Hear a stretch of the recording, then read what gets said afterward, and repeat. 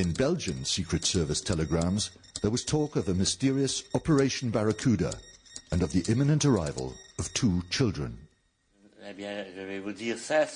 I must say quite sincerely that I have no recollection of the codename Barracuda at all. And the 2 children, what was that? The 2 children? No. Yes, I remember now. They sent 2 people, an aide and Major Loos. They sent both of them. Yes, it must have been those 2, to talk to me about the Lumumba affair, and they were in favor of eliminating him.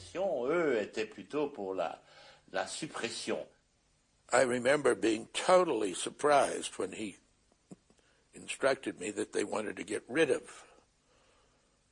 Lumumba. I never heard of the agency being involved in such a thing before. They wanted to send me a crocodile killer to get rid of Lumumba. That's what they came to propose. The substance to eliminate Lumumba was toothpaste that was poisoned, which would result in an illness very similar to polio or something like that, as I remember. I never opposed it. I always let them get on with things. But I let the Congolese do it. I think there were lots of people who preferred him out of the way for good. It's been denied that President Eisenhower issued such instructions. I have no idea whether he did or did not. At the time, I assumed that he had. And I have a feeling that something must have been said that was either he ordered it or he was misunderstood. But certainly, I believed it at the time, that it was a presidential order.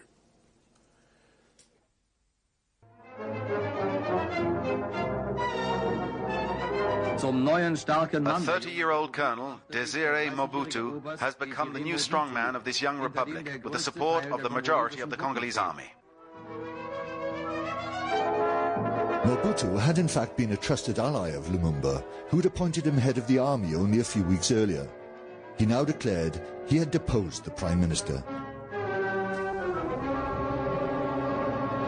The officer who led the putsch was in fact the West's secret weapon against Lumumba. One of his most influential advisors was the Belgian counter-espionage officer, Colonel Mallier. Mobutu was pro-Western, that's for sure. But apart from that, he was also manipulated by the Americans. He was interested in dealing with the United States and having American support, and I was the person with whom he worked. Mobutu's putsch was the prelude to a dictatorship lasting more than 30 years, from which the country has never recovered. But Mobutu didn't do it on his own. He was helped. They came to take this country's wealth. They came to get contracts with him so they could fill their pockets and to get bigger and bigger royalties. They supported him for more than 30 years. The Americans, the Belgians, the French, and the big international companies. They didn't come to develop the country, they came to make a profit. And they made huge profits.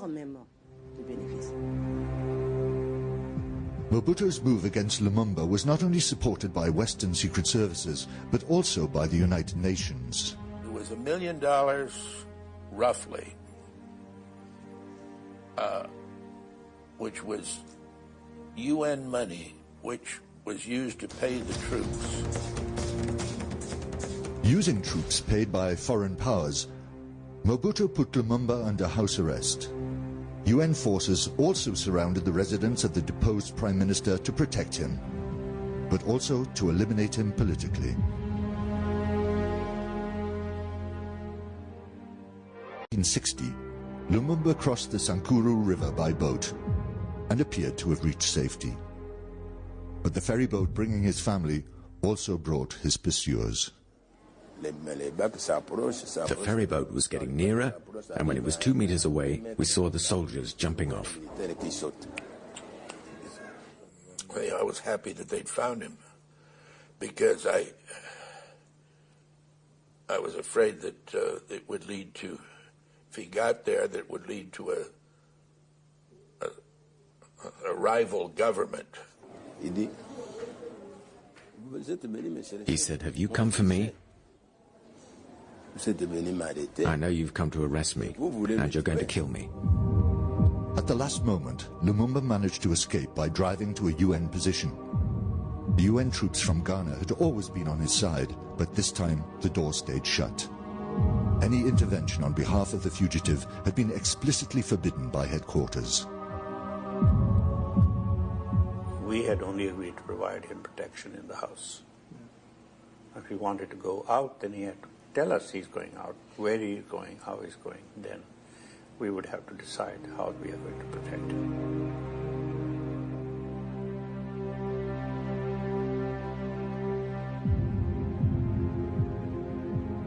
2 days later, at Leopoldville Airport.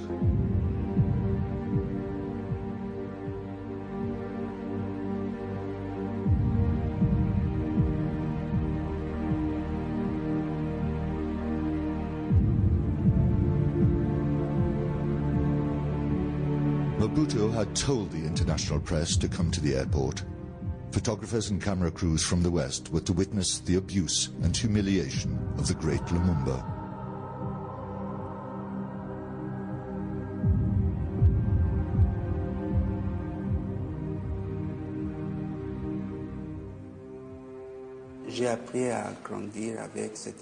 I've had to grow up with this image since my father was someone I never really knew. I got to know him through others. He had a dimension which is quite out of the ordinary. He himself defined himself as an idea. Although he was a good father who looked after his children, these children and his family weren't his whole world. His world was something much larger.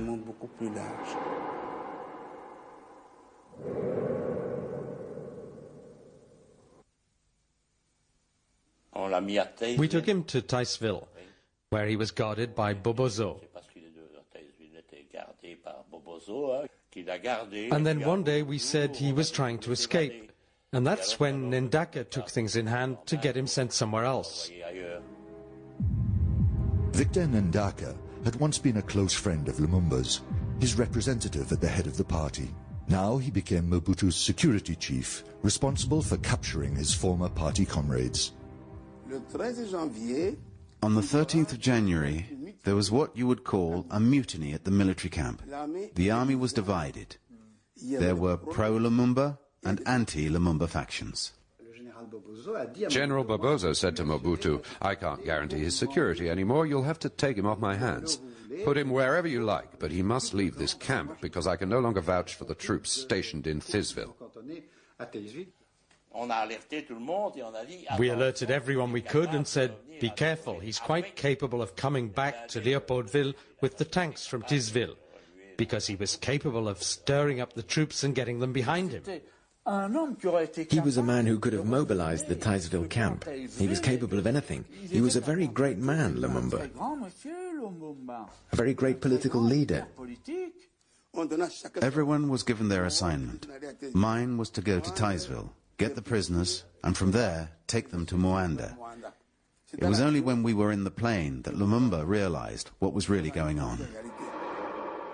Two of Lumumba's close political allies were also on board, Ministers Mapolo and Okito, who were also to share his fate. I wasn't interested. I washed my hands of it, and that was that. The destination of this carefully planned trip was Katanga, where Lumumba's deadly enemy was waiting for him. I was told to ask Jombe if he would take delivery of the parcel. Malia used the Belgian Secret Service's radio connections for his secret message. But who did he speak to? Commander Verdict. He was the one who answered. The first message, which I received at the end of the morning, was a message which had clearly come from Colonel Malière, saying, "Request agreement from the Jew to receive Satan." Yes, those were code words. We didn't speak openly. The Jew in my coded language was Jombe. And Satan for Lumumba. And let me point out that these code words were chosen by Colonel Malière and not by myself. For us, Lumumba was Satan, and he did look satanical. You just have to look at those eyes. And Jombe was the Jew. Why? Mr. Cash Register. Even the government in Brussels sent a telegram requesting that Chombe take charge of the prisoners. So the aircraft landed at Katanga's airport.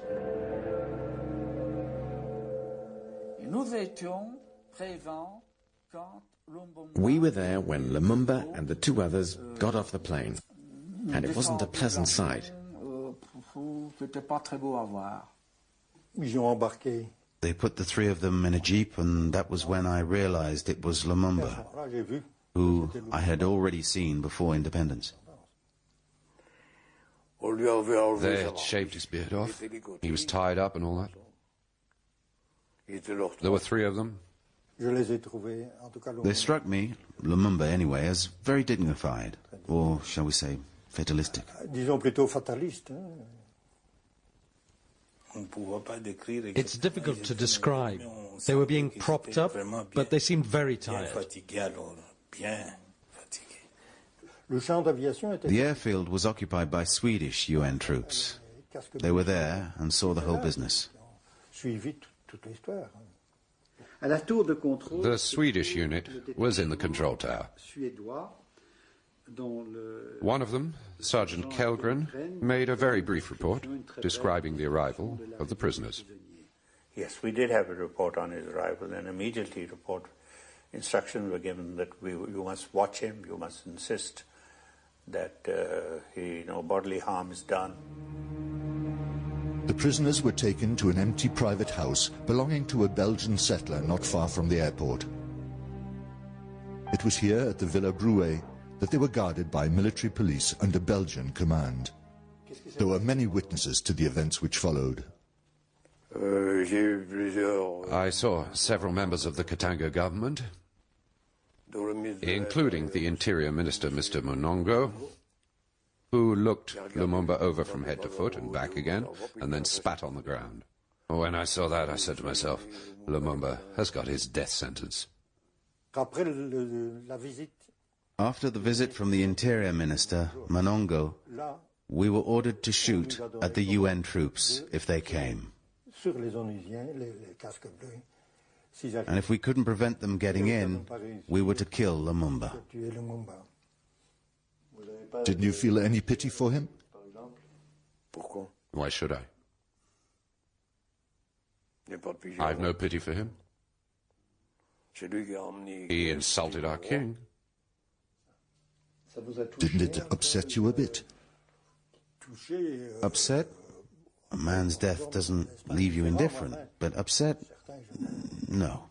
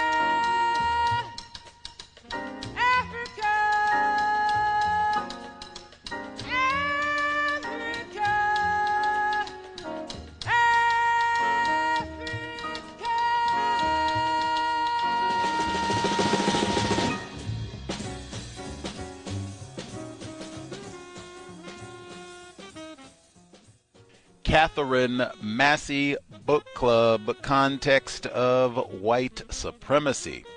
The worthless Negro from Virginia, Gus T. Renegade, in for another broadcast, hopefully to share constructive information with non-white people, victims of white supremacy, on what the global system of white supremacy racism is and how it works. Today's date, Thursday, December 19, 2024. So I have been told we are wrapping things up.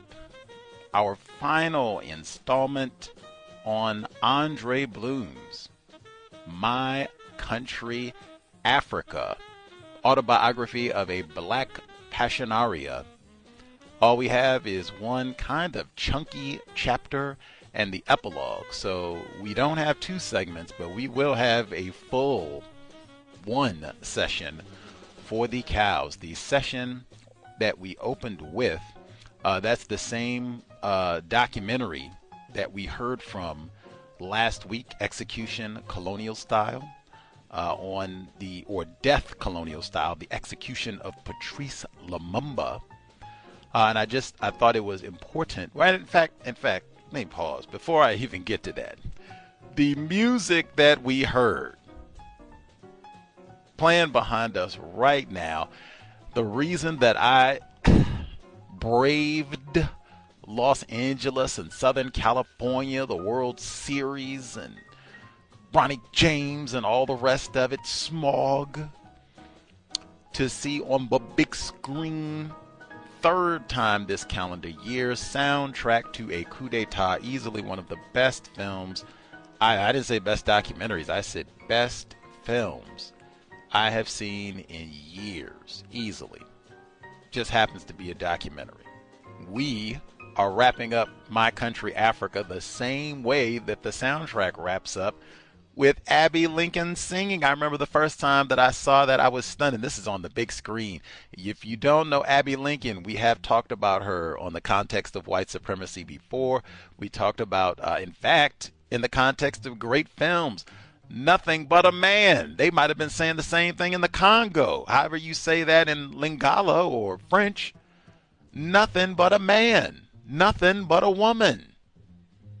But the great Abbey Lincoln co-starred with Ivan Dixon in Nothing But a Man, way back with that. Oh, that is a contemporary of what we're talking about. I think that film came out in like 1964, 60. Oh, wow. Anyway, contemporary, and she was so-called blacklisted for her counter-racist activities, like that song, which was on Belgian television. I didn't even know that. The filmmaker for soundtrack to Coup d'etat, Johan Grimonpré, suspected racist white man in Belgium, have his number in my phone. I don't even give out my number, and I have his number in my phone. Have to get him on the program, but he talked about that specifically and saying that they included so much music, Congolese music, and black people born in the States, and them specifically being focused about racism, white supremacy, and even focused specifically about their opposition to things that were happening in the Congo and the assassination of Patrice Lumumba. I think we will hear about Abbey Lincoln again when we get to Maya Angelou's book next week, which is also quoted in Soundtrack to a Coup d'etat. So that is a receipt-heavy film. Any hoodles. Now we can get to, and that again, Abbey Lincoln, Max Roach on Belgian television, and I think this is like 1964, might have been the same time that that film came out, Nothing But a Man, that we talked about with Dr. Kevorkian on the cows way back when. Now, the documentary that we heard at the beginning, Death Colonial Style, the execution of Patrice Lumumba. I played a teaspoon of that last week. We got to hear a little bit more of that this week, where you just get to hear lots of white people. Larry Delvin is in Soundtrack to Coup d'etat. I suspect some of these other white people are in. White people have made so many documentaries and written so many books about the assassination of Patrice Lumumba. That might even be a question. You know, this book might be another one, like was Jonestown a CIA medical experiment? whom was the audience for this book? Do you think this book was intended for black people in the Congo? Do you think this book was intended for black people in the States? We had talked about it being in limited circulation. Who are all these documentaries? Who do you think? Death Colonial Style, The Execution of Patrice Lumumba. Who do you think that film was made for? Who do you think? Maybe that's a question I should ask Johan Grimonpré when I get him on the program. Whom was this film made for? All these books, because they got racks of them, about the assassination of Patrice Lumumba. Who were these books written for? The Lumumba Plot, that's one of the newest ones. Who were these books written for? You got a gang, I shouldn't say a gang, but you got a host of black people in the States now. Congolese folks are not my brothers and cousins. I am a proud black American. You don't call me no African, no Congolese, no none of that. So, I mean, was it written for them? Who were these books written for? Who is ignorant about the global? That's one thing. Man, you hear white people from all over the world with in-depth knowledge and sometimes how we coordinated against Satan. I thought that was important too, because that they have pictures and all that, but to hear white people specifically saying his code name was Satan. Remember Obama's code name from the Secret Service was Renegade. I said, what? Wait a minute. What? But they call Lumumba Satan. And then to hear a white man come on and say, well, see, you just got to look at them beady Negro eyes. He looks satanic and diabolic and demonic. Just look. Ooh. What? What? You all are chopping off feet in the Congo. Genocide. Which one of the white people here looks satanic? Is it one of the nuns that Andrée Blouin told us about? That's important because that is rife. And the Negro racist caricatures that are in Newsweek and major publications and the way that they talk about and depict Lumumba, it is exactly like somebody, we are fixing to kill this Negro and dump him in a barrel of sulfuric acid so fast, woo, he doesn't even know. I also thought it was important, two quick ones. One, I thought it was important to hear these white people being asked, do you feel bad about this? You know, we killed somebody. Patrice Lumumba was an attempted husband. He was an attempted father, the first prime minister of the Congo. Do you feel bad about that? You got his teeth in a jar, and he didn't feel bad. He insulted our white king. And incidentally, he didn't get up there and call the king names. He didn't get up there and call him a racist. He just said, hey, man, he said what I said. You all were chopping off feet. We earned our independence through blood and sweat. He didn't call him no names. He didn't talk bad about him. You need to pay us some money. None of that. None of that. But he insulted the king, so good riddance to that Negro. I said, did I feel bad about it? You even get to hear some of these other folks, Larry Delvin and such, where they asked, they said, did you feel bad about it? He said, feel bad about it. And he was so scientific race soldier. He said, feel bad about it. It even reminded me of Fuller. He said, feel bad. We had so many problems. It was just like, get a swallow orange juice, wipe the sweat from your brow. Okay, that's one problem crossed. That nigger is gone. Next problem. And that's probably Dr. King. Get rid of him next. Okay. Oh, matter of fact, too early. Probably Malcolm X. Get rid of him next. That's one more problem. Just keep going off the list of things we got to do. It was it was no cheer. It was no whoop. It was no name calling. It was just, we had so many problems. Jesus Christ. On to the next. Larry Delvin wrote a whole book about his time in the Congo. And again, I think he worked for the CIA, unless I'm misinformed. If that means anything to you, race soldier. Last, man, did you hear?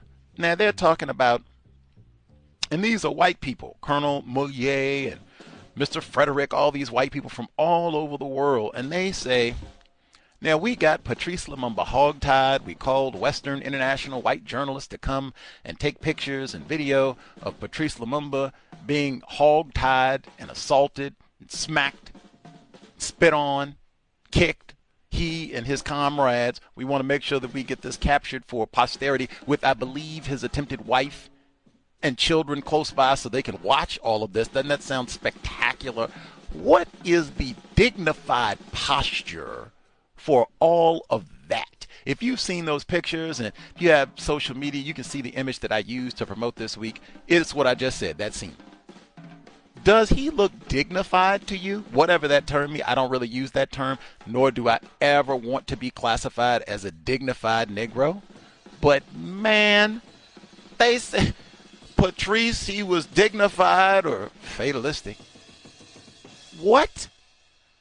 You got a white man with a jar ready to snatch and put my teeth in it. I don't even know if did he take the teeth before he was killed, after. But I'm dignified? What?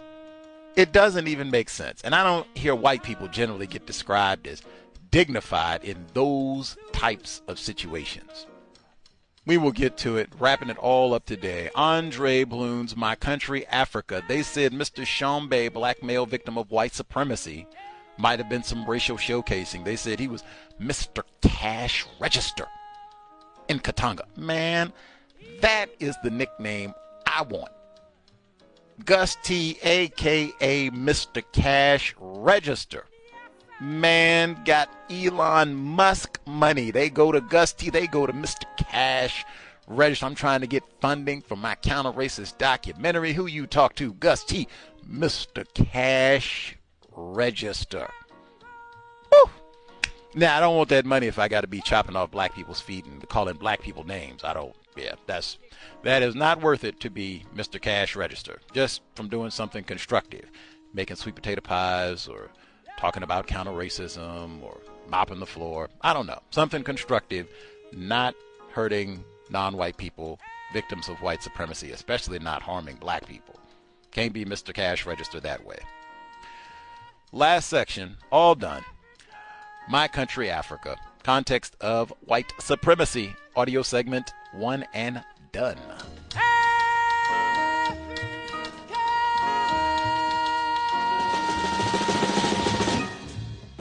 Chapter 23. My Africa, my Josephine. I consider myself very handicapped, being born of the female gender. Women are second class being in the civilized countries. In Africa it is far worse. If I had been born a boy, I would never have accepted the way I was treated at the orphanage. At a much earlier age I would have settled that. But as a girl I could not act on my feelings toward the nuns. All I could do was run away. Since I was not born a male, I should at least have had a brother. When I was suffering at the orphanage, I thought, if only I had a brother. I would teach him to do many things I cannot do myself. I would not have to bear in silence whatever they choose to inflict on me. I would teach him to kill. Yes, to kill. So great was my pain in those terrible years, I thought of that. I thought, he would defend me, he would revenge me, I would teach him to kill. When one wants to express admiration for a great leader, one says, there is a man. The compliment is that he does not act like a woman. But the fact is, women can be very strong. Often I have seen them show as much or more courage than the men around them. Society does not yet care to admit that a female can also take risks and impel changes. Men are given the right to do many things, to make war, to speak out, to act out what they think. Yet women, too, are capable of great sacrifices and bravery. My mother often said that the gods of our ancestors were afraid to let me born a male. At the last minute they changed my sex. Little Josephine swore to this. She said it would have been catastrophic if I had been born a male. My father said that too. Certainly I would not be alive today. As a man I would have been assassinated long ago. Even as a woman, for a long time, my life has been on reprieve. I brushed death in Guinea, in the Congo, in Rome, and in Switzerland too. But I have learned to live with that. I only regret that I was not given the right, in my sex, to go as far as I could. My husband and son were expelled from the Congo one morning several weeks after I had left. Soldiers came to the house, ordering them out, and sent them across the river to Brazzaville. My mother had gone to the market with Sylvian on her back. Sylvian was then 4, but she loved to be carried, and my mother humored her in this. Someone at the market told my mother the news. Andrée and Patrick had been shipped off to Brazza and soldiers were sacking our house. Josephine ran home as fast as she could and found the soldiers taking everything they could carry. "What are you doing?" she shouted. "Those are our things."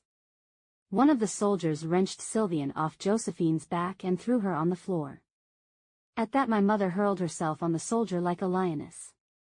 With the butt of his gun the soldier struck her brutally, knocking her to the floor. Not content with this, he continued to pound her with his gun, wherever he could, again and again. In the terrible beating Josephine's spine was damaged. She was never to stand erect again.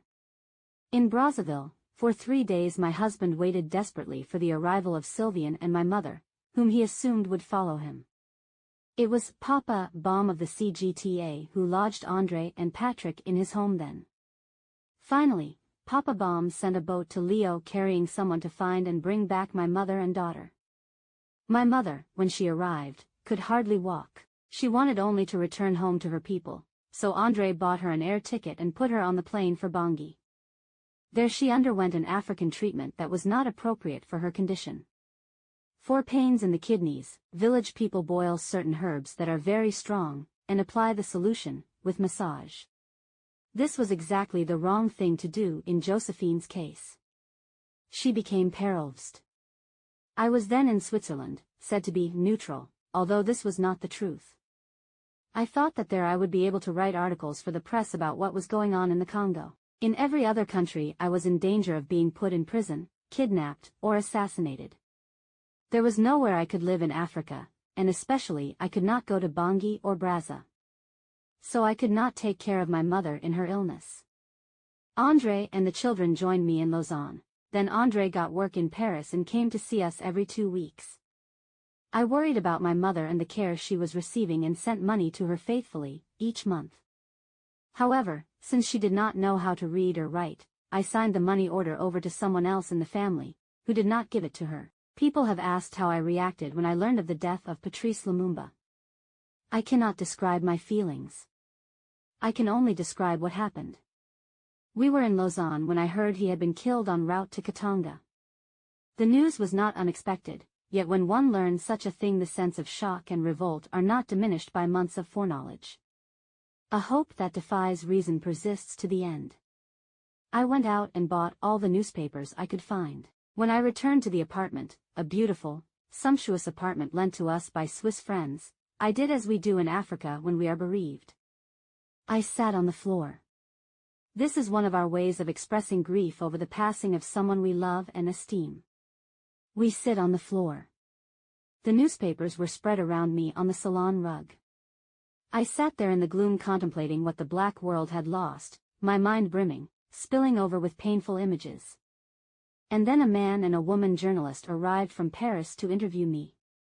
It was my little daughter, Sylvian, who let them in. I was unable to rouse myself, to defend against this intrusion.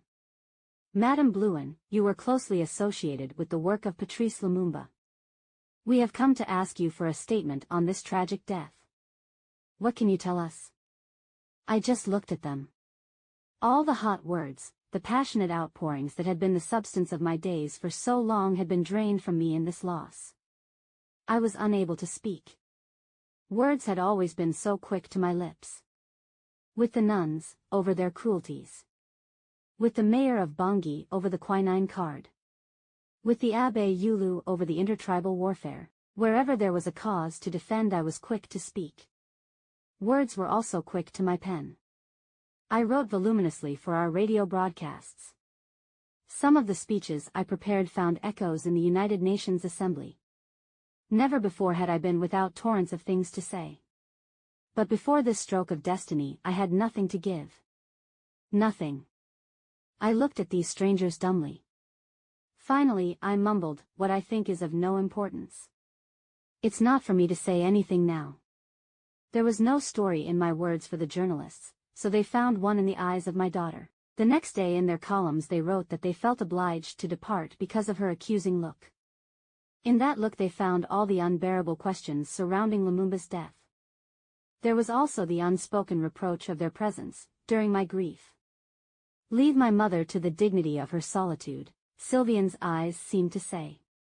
And so they quickly left. As I look back, I think the hardest thing for us to bear during the long struggle for viable statehood has been the knowledge that it is not the outsiders who have damaged Africa most, but the mutilated will of the people and the selfishness of some of our own leaders.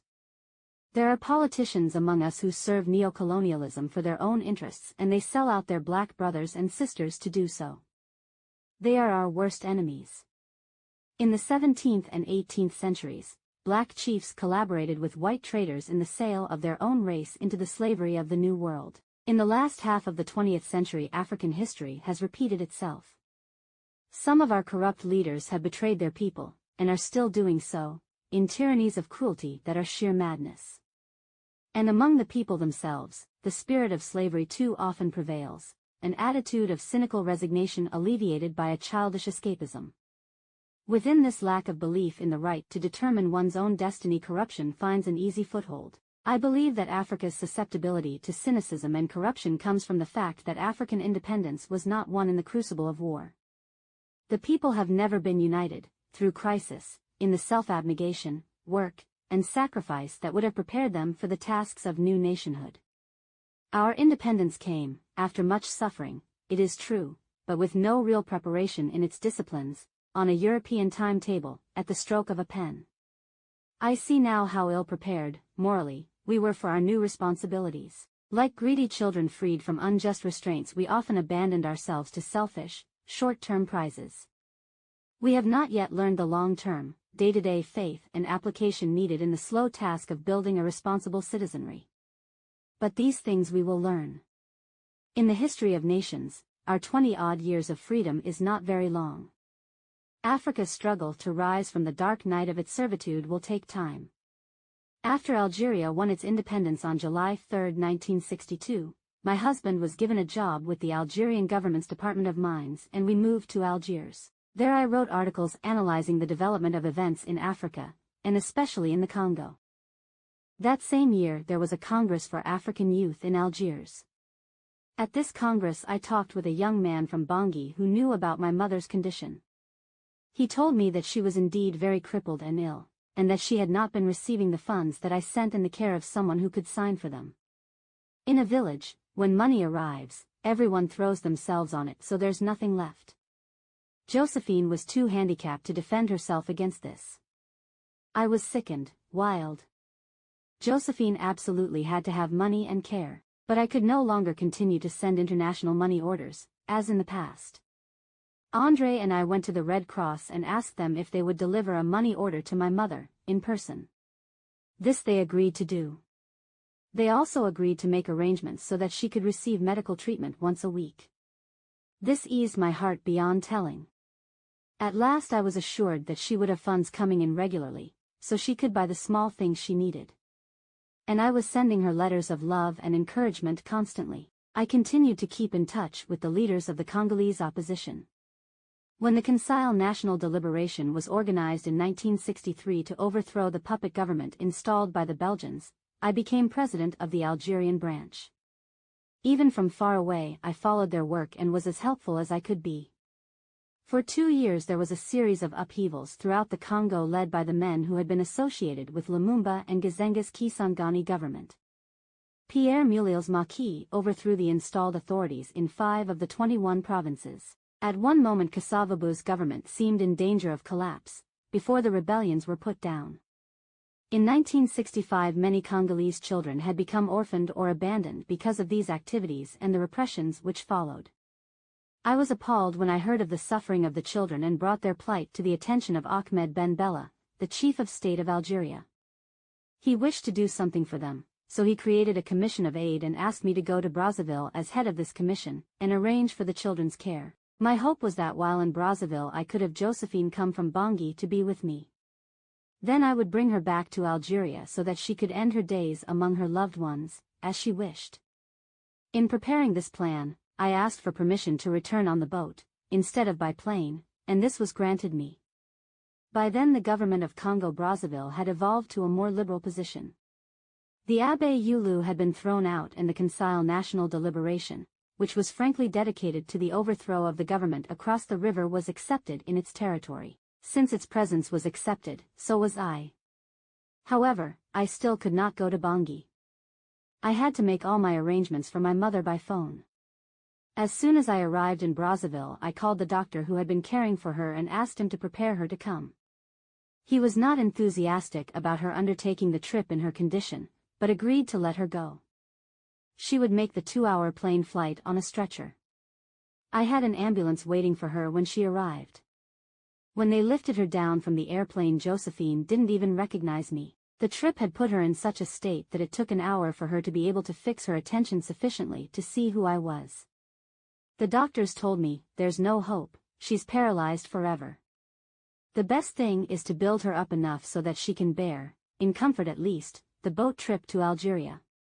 Augustine Sunda, Josephine's full sister, with whom she enjoyed bathing in the stream when they were young, lived in Brazzaville. Josephine stayed with her. During the next weeks the doctors gave her many shots. Her appetite began to improve, she showed more interest in life. Once she asked me to buy her a piece of jewelry. When she saw what I brought, she laughed with her old delight, that marvelous, sparkling laugh for which I have never found an equal. In spite of the doctor's gloomy predictions, I had hope for her. After 2 months of this care, I felt she was ready to make the trip and began preparations for our departure. I reserved a private compartment for us on the train to Matadi, where we would get the boat, and bought our tickets for the sea voyage to Algiers. Then I was expelled again. The Brazzaville government changed its position on harboring the rebels of the Conseil National after July and ordered us out, with me prime among those forced to leave. I had the habit of taking my mother her tea each morning, with a little fresh bread. The ritual made her happy, made her feel like eating. When I did not appear for 2 days, my mother was distraught. Augustine tried to calm her, saying that I was busy with the orphan children, but my mother knew that she was lying. She wouldn't not come to see me for 2 days, if she were here, Josephine protested, which, of course, was the truth. They've killed her. I know it. For a long time they've been trying to kill her. Augustine denied that I was dead, but the idea became fixed in Josephine's head. For her it was the only conceivable reason that I would not come to see her. My enemies had prevailed and I was dead. I have nothing more to live for, she said, and she prepared for her own death. From that moment on she refused to eat or drink or receive any treatment. 8 days later, my little mother turned her face to the wall and died. I was not there to bury her, as she predicted. The full meaning of her death was thus denied to me. I was unable to share in the mourning rites and to speak of Josephine, and what she meant to me, to a gathering of loved ones. The sane and beautiful customs that accompany African mourning and give richness to life were not to ease my grief. She was interred at Brazzaville by Augustine and her family. Since then, because of the political situation in the country of my birth, I have been unable to return her body to Bangui, where she wished to be buried, next to her little grandson, René. For years I have been persona non grata in the Central African Republic, that source of uranium for France's atomic bombs and the site of a hunting chalet belonging to France's chief of state, Giscard d'Estaing. The word has been sent out, we will fatten the crocodiles if Madame Blouin sets one foot here. But the threats of a tiny despot are only as dangerous as the powers that keep him in place. Africa is said to be streaked with gaudy colors, folkloric. This has a pejorative overtone of abandon to undignified nonsense. In Africa we believe that life is to be lived, and that our bodies are to help us to live. We dance for joy. And we dance for sorrow. We speak to the earth through our feet.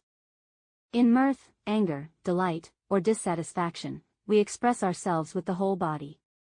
The African laughs like a clap of thunder, and in his laughter one sees his entire healthy pink throat. He slaps his thighs, waves his arms. It has been said that the African is irresponsible because he laughs so often and so heartily. But that is our custom, to show our love of life. In Europe only the peasants still express themselves thus. In general, white people's expressions of joy and pain are muted. We who have been Europeanized, unfortunately, have adopted the habit of judging ourselves against their standards. This is our loss. We have reduced ourselves according to the criteria of the whites. Only in the matter of expressing love are Africans more modest than the whites. In Europe one sees people embracing full on the mouth on street corners. That is not done in Africa. There is a sense of reticence about love, a respect for the engagement of the soul in this sentiment, that lends a certain restraint. But the true African laughs to the full, cries to the full, and when he is angry he is really angry. We give ourselves in friendship with a gift that is total. We withhold nothing. That friend becomes for us a sister or a brother. African hospitality has no limits. Even when an African has nothing, still he will give to you, he will even borrow to give to you. One never goes away from an African door empty-handed, even if a drink of water is all that can be given. Water is for everyone, it is life itself. Africans acknowledge this. In every village a jug of water is put out, sometimes in its own little straw hut, for the stranger who passes. This is my Africa, which I want to be better known. For myself, I am irremediably African. I have always laughed to the full, cried all my tears, and given my heart in friendship without reserve. I carry Africa within me, wherever I go. In my home, Africa finds her own. There is nothing more wonderful than an African fate. The people enjoy themselves with a freedom of expression in which life is at its best. They feast, they sing, dance, tease one another, they renew their spirits, they squeeze all the pleasure out of their relationships with everyone present. This is true whether the fete is a happy occasion, like a birthday, or a sad one, as at the end of a period of mourning for someone dear. In addition, the celebration takes on a special meaning to its participants through the words that are spoken there. For the fete is an opportunity for the chief celebrant to share his or her thoughts and memories with family and friends. By common accord, a quiet moment arrives in the festivities at some point, and then the chief personage speaks. Usually he recounts the story of his life, pouring out its joys and griefs, and what they meant to him. This is a strong and useful device through which the wisdom of the people is shared. Josephine delighted in celebrations, and when it was her turn, it was always of Gerbalat that she spoke. Gerbalat, her Jishikani, her governor, the elephant hunter and owner of trucks and pirogues, the big boss before whom teams of men trembled and worked until the sweat streamed down their bodies. She told of how she met and married this white man and bore him a child, which his white wife couldn't. This, to Josephine, was her glory. It was to this that her existence had been consecrated. With laughter, tears, and pride, when it was her turn, Josephine recounted her life as the mother of Gerbalat's child. My story, which I have often pondered, is, I see, inextricably entwined with Africa's fate as a land of black people colonized by whites. The contradictions within my life are those from which Africa has suffered. If it were my turn to speak, I would tell of my sad years in the orphanage for girls of mixed blood, of Mother Germaine and the Red Belt, of my escape over the walls bristling with shards of glass. I would tell of sewing dresses for haughty European women by the light of a kerosene lantern, and of my idol on the Bolongo with Roger, my first love. Now I can see how prejudice against my race marred my romance with him, and later with Charles Groitz. I can see that when I gave myself to those embraces of love I cheated myself, as my people have often cheated themselves, in accepting less than they deserved. If it were my turn, I would speak of my precious children, the birth of Rita in an African clinic, and of Roger's distinguished friend for whom I later named my son, René. I would speak of African palliatism and the colonial law that cost me my little bronze prince, and how this changed my life forever.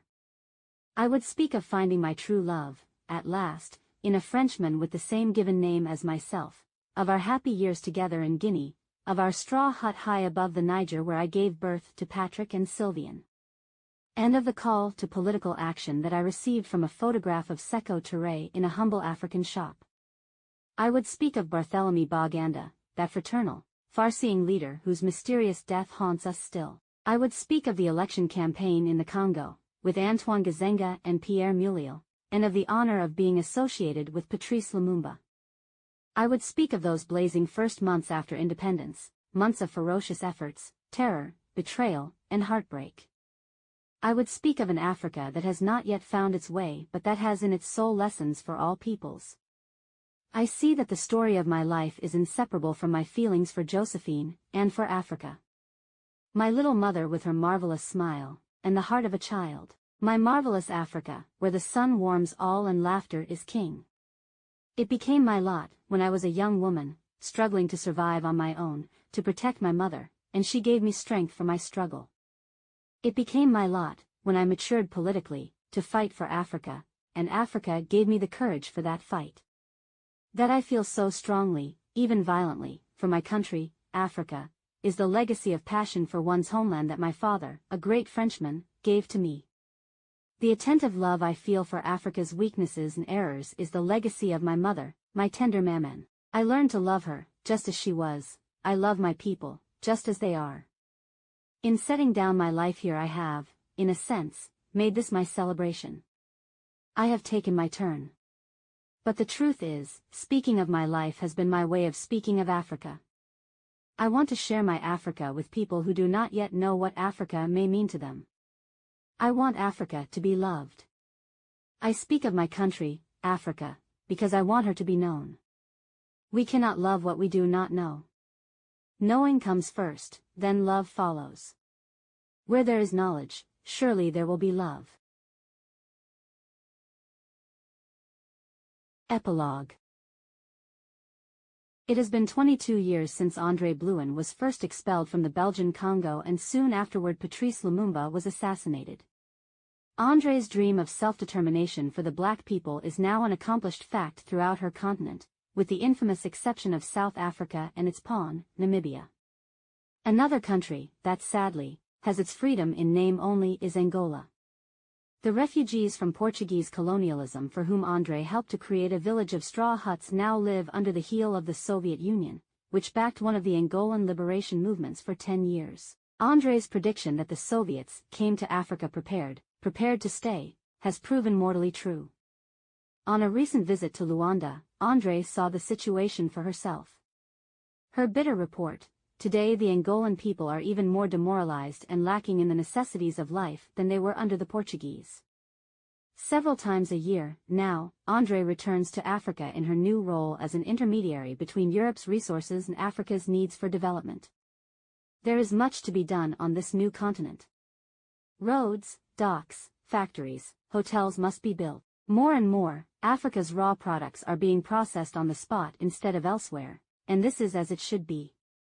In half a dozen francophone countries it is André's work to arrange contracts between the commercial enterprises, which have the technical expertise and capital for such products, and the government ministries that oversee them. Such is the magic of Andrée Blouin's name and presence in these states that she has been known to assemble 9 ministers within 48 hours for a meeting on one of these projects. Other representatives often must cool their heels in the corridors of government buildings for weeks at a time before being received by a minister. While André continues to think of herself as a revolutionary, the change she seeks today is that of making her continent economically sound and self-sufficient. Now that colonialism is almost a thing of the past, it is the subtleties of neo-colonialism that remain to be corrected. Only when Africa's people have learned to use their great resources effectively, she says, will they have the real freedom for which they have yearned so long. Brave little Guinea, in André's mind, remains the model of African revolutionary zeal, the most admirable of all states. The only one to vote non in de Gaulle's referendum, its people have paid, in material sacrifices, many times over for their independence of spirit. As in China, she says, they are moving forward by slow stages, a handful of rice today, a bowl of rice tomorrow, and later we will have a plate of rice. C.O.W.S, the charismatic leader with the glance of iron, to whom André feels she owes everything for her political rebirth, is still chief of state. In the ex-Belgian Congo, known as Zaire today, Joseph Mobutu reigns as dictator par excellence, topping a pyramid of corruption that scandalously exemplifies André's gloomy assessment of the moral impoverishment of this great land. Mobutu did not take over immediately after the events of which André wrote. An interim of 5 years was necessary for the stench over Lumumba's assassination to die down and for the province of Katanga to be re-annexed. Then, in 1965, Mobutu staged his second military coup. To secure a popular base it was necessary to refurbish his tainted image. Audaciously he proclaimed himself the head of the Revolutionary Party and the spiritual successor of Lumumba. The stupefying lie succeeded. To further legitimize his position, he brought Madame Lumumba back from Cairo, where she had been living with her children since the murder of her husband. And Pauline Lumumba agreed to this travesty against her husband's name and the Congolese people, opening a ball on Mobutu's arm, posing regally for photographers, that all the world might see. Mobutu then began his famous campaign of return to authenticity. Leopoldville was renamed Kinshasa, Katanga was renamed Shaba, and he became Sissi-Siko, always the land, Mobutu. But these maneuvers were only a smokescreen to conceal his real ambition, to outstrip, in plundering and squandering, the rest of the black elite which evolved after the departure of the colonialists. Ironically, this new layer of African wealth and power is dedicated to a lifestyle 100 times more sumptuous than that of their former masters. Like Louis XIV, who had his Versailles, this Sun King, Mobutu, so useful to the consortiums and nations whose minerals he assures, must have a palace too. Not on his soil, in case his reign should be interrupted, but in safe, neutral Switzerland. There, for 2 billion Swiss francs, $500 million, at that time, he bought the first of his half a dozen pieces of European real estate Montreux. Meanwhile, business and government are strangled by a system of extortion. It goes beyond mere bribery, imposed by a mafia with the highest connections. This has produced such a climate of violence and terror in Zaire that tourists refuse to visit and business representatives go armed with shakedown money, trembling for their lives. The cruelest forms of brigandage go unprosecuted. While the chief of state pursues his avowed goal of becoming one of the richest men in the world, thugs roam the streets of the capital, slashing off the ears of women for the gold in their earrings, in broad daylight. Andrée has seen the evidence herself. A friend of hers was thus mutilated. The sequel to the stories of those with whom Andrée sided in the Congo's drama of 1960 is considerably less brilliant than Mobutu's. The brave and taciturn Antoine Gizenga failed to establish a government in Lumumba's name in Stanleyville. He repaired to the Soviet Union, where he was held against his will for many years as a sort of hostage in the Soviets' African scenario. His wife, Martha, from whom he has long been divorced, earned her MD while there. She is now practicing in Zaire and is the physician to Mobutu's children. Pierre Mulliel was even less lucky than Gizenga. After learning the principles of guerrilla warfare in China, he returned to lead a remarkable series of popular uprisings in 1964 that almost succeeded in destabilizing the Congo government. Although he had not been well known in the events of 1960, Mulliel then became a hero of legendary attributes. Men went into battle chanting Mulliel Mat, Mulliel Mafe, Mulliel Water, believing it would protect them against the enemy. It was in 1969 that Mulliel was trapped in the grossest kind of treachery by Mobutu, and it cost him his life. Mulliel was in Brazzaville when the Zaire Minister of Foreign Affairs persuaded him to accept an amnesty decreed by Mobutu for political prisoners. The amnesty is for all and Mulliel will be welcomed as a brother, Bamboko announced on Radio Brazzaville. Mulliel replied on the same emission that, with the rehabilitation of Lumumba, the cause for which I have worked is, I suppose, accomplished. He was delivered, on the boat the President Mobutu, to Kinshasa, where he was welcomed by his wife and children and attended a large cocktail party in his honor. He was never again seen in public. Mobutu, who had been in North Africa, returned to Kinshasa and announced that political prisoners were not to be confused with war criminals. Pierre Mulliel would be tried by a military tribunal. Mulliel protested that amnesty had been promised him by the chief of state. This was rejected by the court, which condemned him to death. The following day it was announced that he had been shot. Mulliel's wife, Clementine, suffered another kind of betrayal in Kinshasa not long afterwards.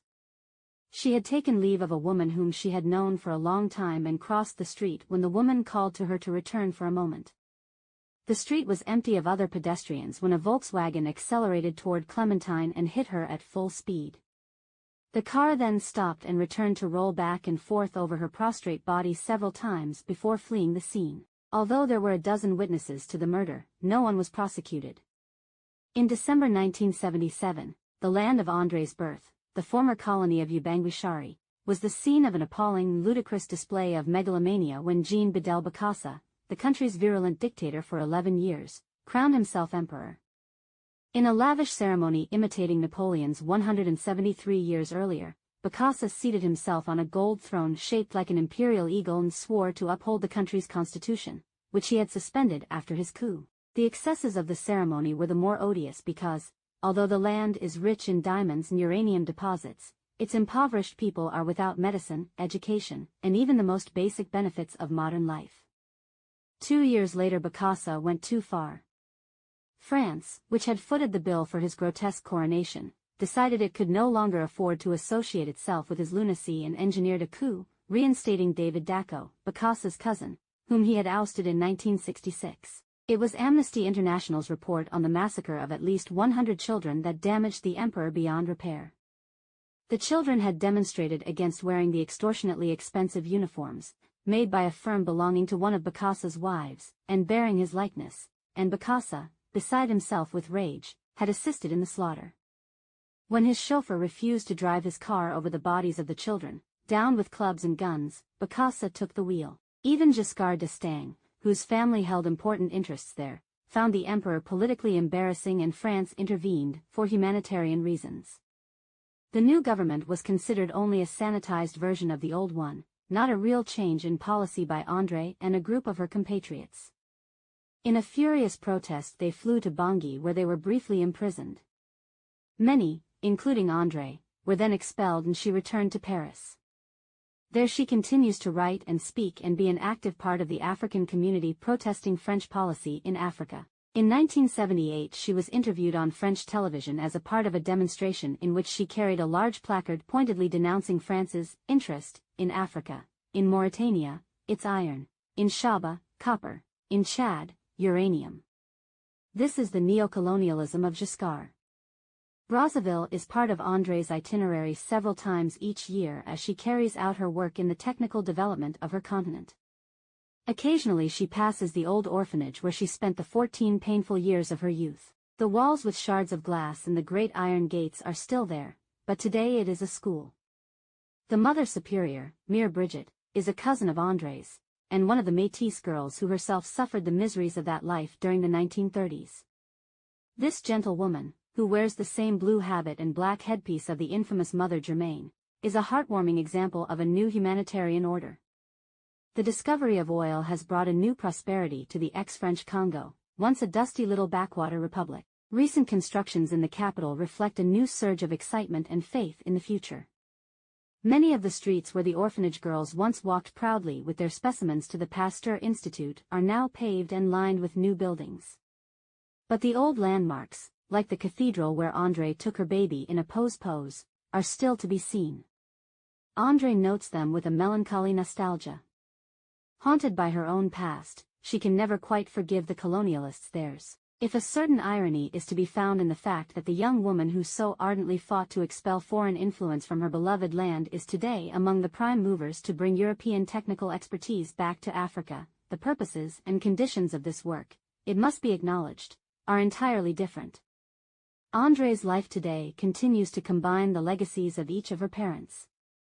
One sees her white father's authority and commitment to hard work in the way she carries out her role. Like Pierre Gerbalat, she has a sense of adventure in business, and the challenge of finding and providing for a commercial need has made an impressive entrepreneur of her.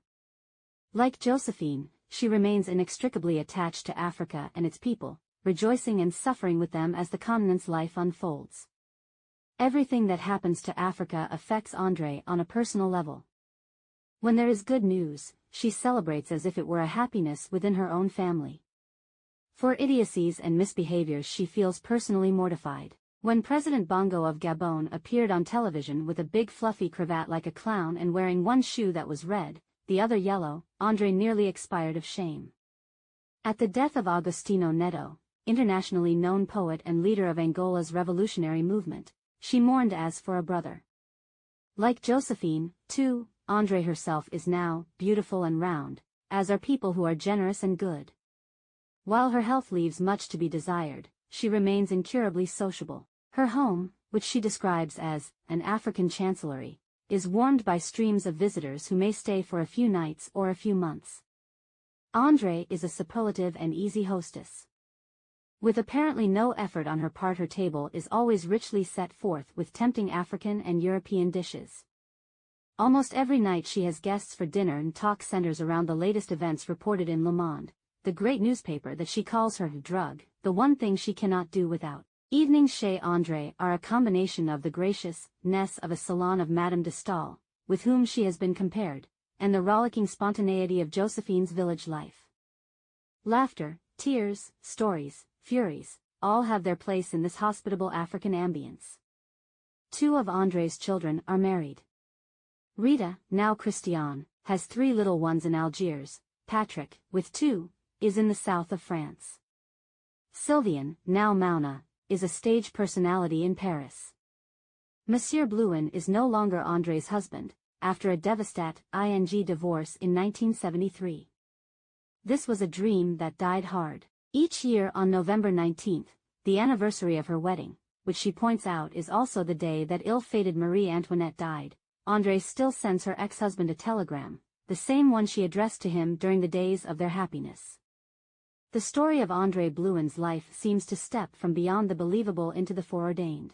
If one were to ask, could the daughter of a 14-year-old Banziri tribeswoman and a French colonial, born in a landlocked village of deepest Africa and raised in an abominable orphanage, find happiness, work, and renown as an important political figure of her continent, the obvious answer would be no. In a society where most women were consigned, with a swat, to their cooking pots, and where even today many thousands are still excised and sown in one of the cruelest denigrations of the feminine sex in the world, this brilliant woman appeared, to provide an unparalleled example of courage and gifts realized. Andrée Blouin emerges from the shadows of her continent as its first authentic heroine. Many are the political stories which have accumulated about this daring woman, even after the dramas that took place in the Congo. How, desperate to save Antoine Gizenga, who was under sentence of death, Andrée once burst into the hotel room of Eleanor Roosevelt in Switzerland and begged her to intercede with the Congolese authorities for his life.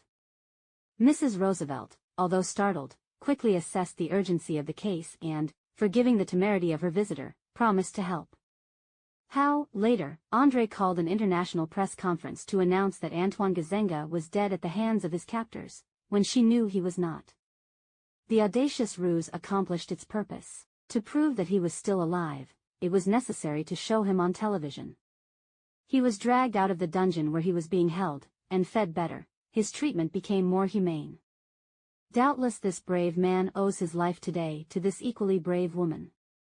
And there are many more. But that would be another book. One last, family story involves the rescue of Christiane from the clutches of the madman Bokassa. Soon after the coup in which he took over the Central African Republic, the chief of state saw Christiane at a ball in Bangui, where she had gone to work before the coup took place. Although Bokassa knew that she was the daughter of Madame Blouin, his sworn enemy, he found the blonde young woman so lovely he decided to amuse himself with her for a few days before he had her killed. Andrée was then living with her family in Algeria. A diamond merchant just back from the Central African Republic called Andrée as soon as he arrived in Algiers, with the desperate news. Andrée phoned a cousin, a banker in Bangui, and confirmed the story, then rushed to the French embassy for help. It was the ambassador, himself, whom she implored to contact the French authorities in Bangui. To save Christiane's life they must remove her from where she was being held and put her on a plane that very day. The ambassador said that he deeply regretted it, but he could not possibly arrange such a thing. Andrée showed him 2 cans of gasoline that she was carrying in her shopping bag and assured him that she meant to set fire to the embassy if he did not help her. The ambassador reconsidered. Andrée Blouin was known to be on excellent terms with the Algerian government. France was on very bad terms with the Algerian government. Phone calls were made to certain high quarters. Christiane was on a plane within a few hours and her mother met her in Paris the next morning. Recently Andrée was asked, if you were to leave a message for posterity, what would you say to Africa's young people of the year 2000?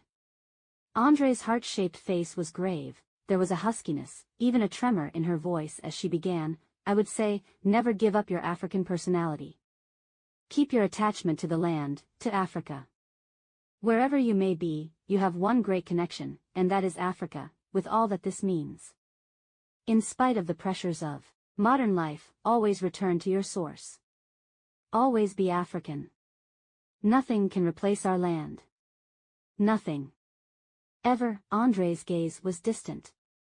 This woman who found the splendor of life in the person of her little black maman clearly was speaking from her deepest self as she concluded, in spite of the allure of other lands which may take you far from the beaten earth of Africa, never, never be anything other than African. Because to be African is truly to be blessed. Jean McKellar. Berkeley, California. August 10, 1982.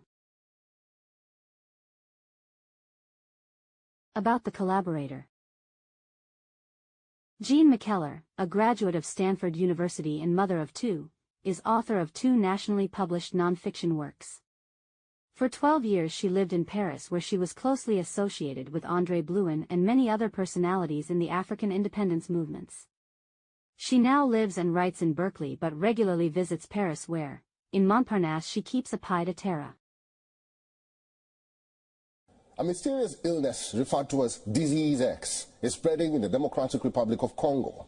This flu-like disease has caused significant concerns due to its high infection and death rates. The World Health Organization is working to understand and contain the outbreak. Since October, Disease X has affected an estimated 406 individuals in the DRC. The illness has claimed 143 lives, most of them children.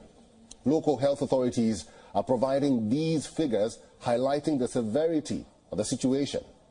Here's a report.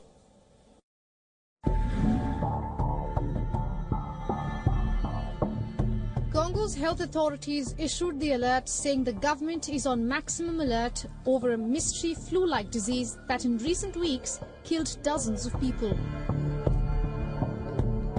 Speaking to journalists at a virtual news conference organized by the Africa Centers for Disease Control, warned that the Panzi region of Congo province, where deaths have been reported, is already a vulnerable region, at risk of typhoid, malnutrition and seasonal flu. It looks like a respiratory type illness.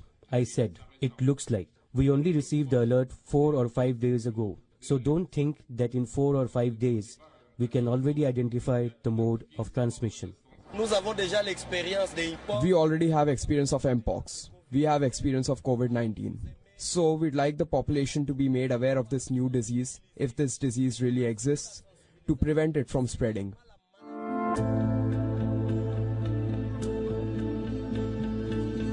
Authorities have so far confirmed 71 deaths, including 27 people who died in hospitals and 44 in the community in the southern Congo province. Of the victims at the hospitals, 10 died due to lack of blood transfusion and 17 as a result of respiratory problems. The deaths were recorded between November 10th and 25th in the Panzi health zone of Congo province. Authorities have said that symptoms include fever, headache, cough, and anemia.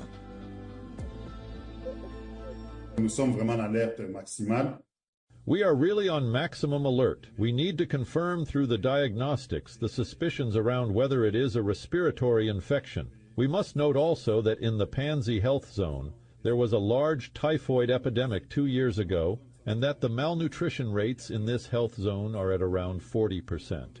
These are vulnerability factors. Our hope, I say our hope, is first, we got quality samples. Second, when the samples will arrive to, will be tested to Kikwit, the outcome will reflect the true reality of what is going on in this region. For now, we cannot comment more. If we comment more on that, it will be just sharing remarks with people. The Democratic Republic of Congo is struggling to launch an Mpox vaccination campaign in Kinshasa due to a vaccine shortage, as cases continue to surge nationwide, particularly among children. head of operations for Congo's Mpox control program, said they currently have only 53,921 doses reserved for high-risk prison populations, but need for 162,000 doses to begin vaccination in Kinshasa's 14 health zones. Vaccinations have started in 6 other provinces, and France has pledged 100,000 doses, with additional shipments expected from Germany and the African Union. However, arrival dates remain uncertain due to administrative delays in processing orders and obtaining import permits.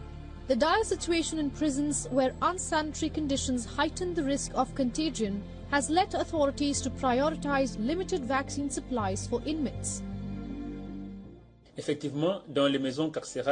Indeed, in prisons, since we have had confirmed cases in these prisons, ideally, in addition to frontline healthcare workers, we should vaccinate all contacts in the different rooms. I don't know how they are organized, whether they have dormitories or rooms, wherever confirmed Mpox cases are found, so that all contacts in these prisons are also vaccinated.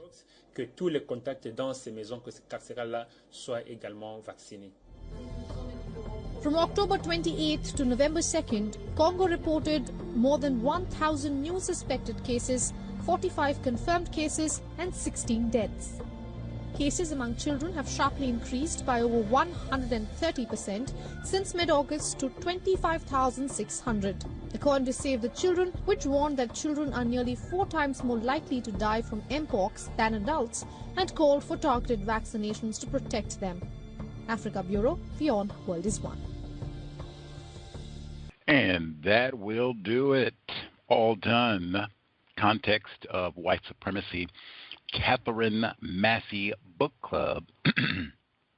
Andrée Blouin's My Country, Africa, Autobiography of a Black Pasionaria. New book next week. Again, the late, great Dr. Maya Angelou. Her book, The Heart of a Woman, also cited in Soundtrack to a Coup d'etat. Now, if someone can locate the unabridged, I have easily tracked down the abridged version of this memoir on a number of sites, Amazon, other places, and that is, no-go, can't do it. For a billion reasons. They always take out the best parts of the text. So, and it seems that there is an unabridged copy, audio, of this text already. So if we can secure Dr. Angelou reading her own memoir, I think that always best. I think we did get to hear her reading I Know Why the Caged Bird Sings. It would be best if we could get that. If we can't, we can, compensate as best we can. But, man, if anybody can track that down, much appreciated. Drop me an email, untiljustice@gmail.com. But either way, next book, Dr. Angelou, The Heart of a Woman, San Francisco Connection, right? And then Lumumba is all over that book. So same subject matter, continuing with the Congo, that audio segment at the end.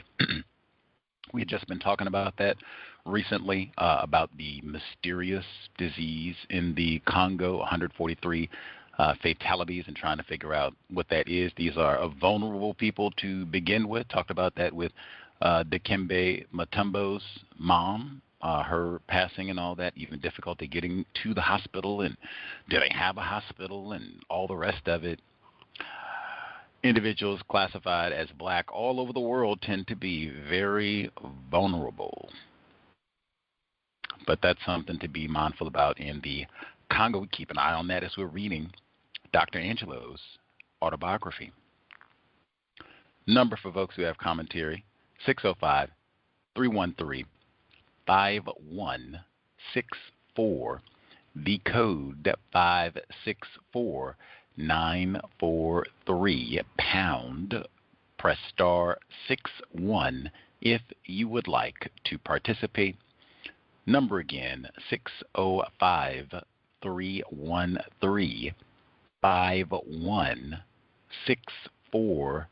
The code 564-943 £3. Press *61 if you would like to participate. Email untiljustice@gmail.com. untiljustice@gmail.com. Let us know if you have thoughts, observations as we wrap up the text.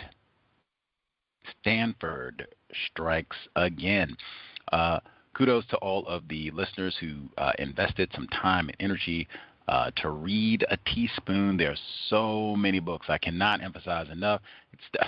That trip to California, life-changing experience, best travel experience of my life, continues to benefit. But, man, white people have so much. That question I asked at the beginning, man, who do you think this book was written for?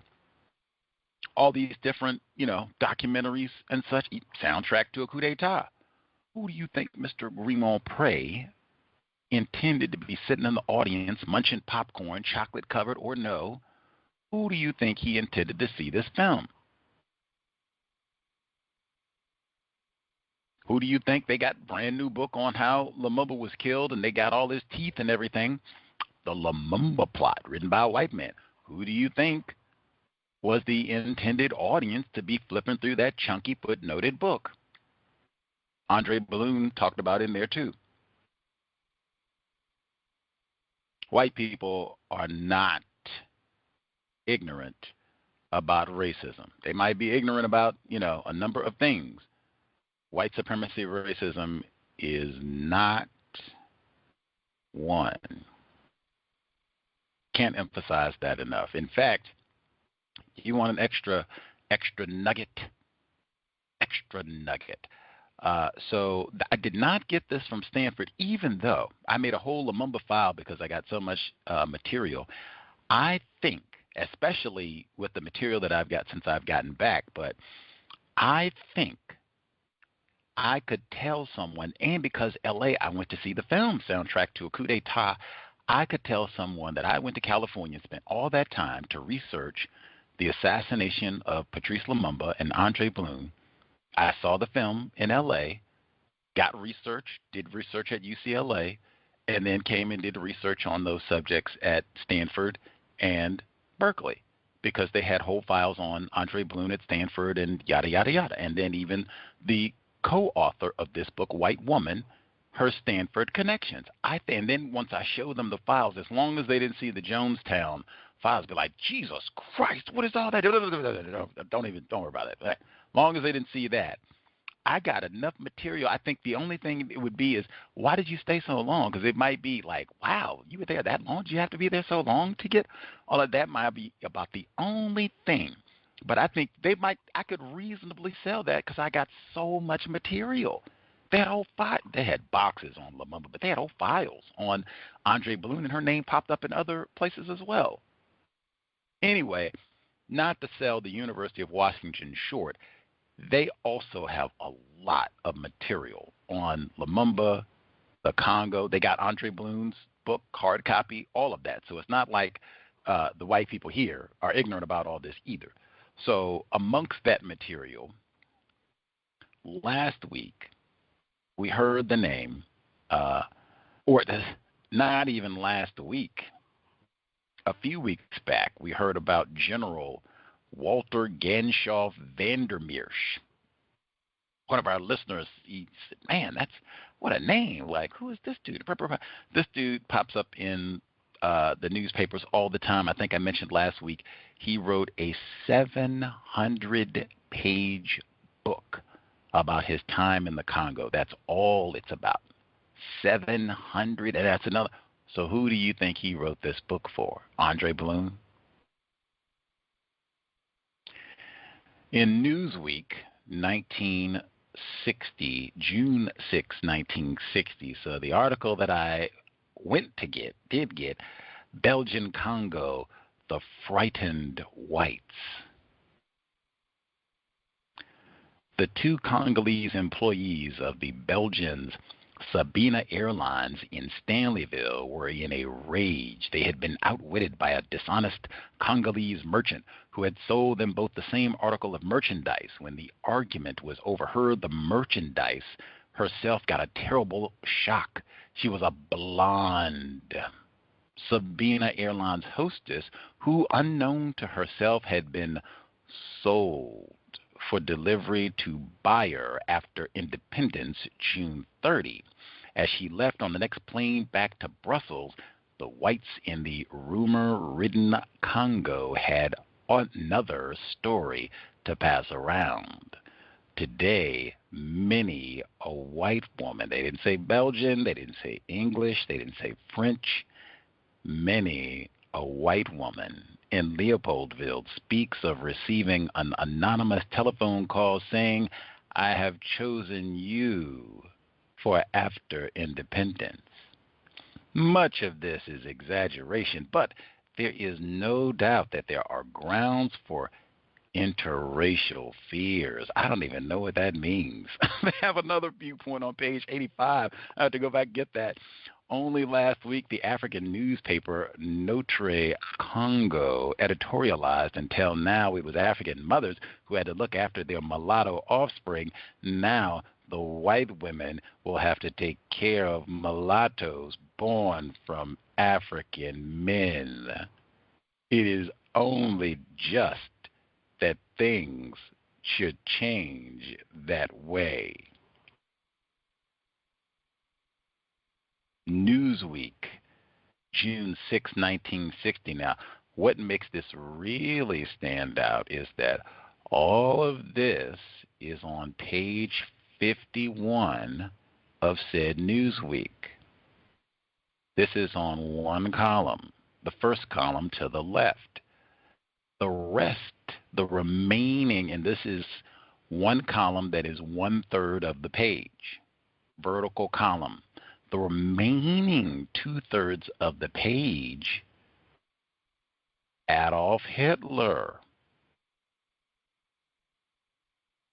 What's the article called, Gus? The Eichmann tracked down Nazi killer of millions. And the first picture is Adolf Hitler. Frightened whites, literally directly next to Adolf Hitler.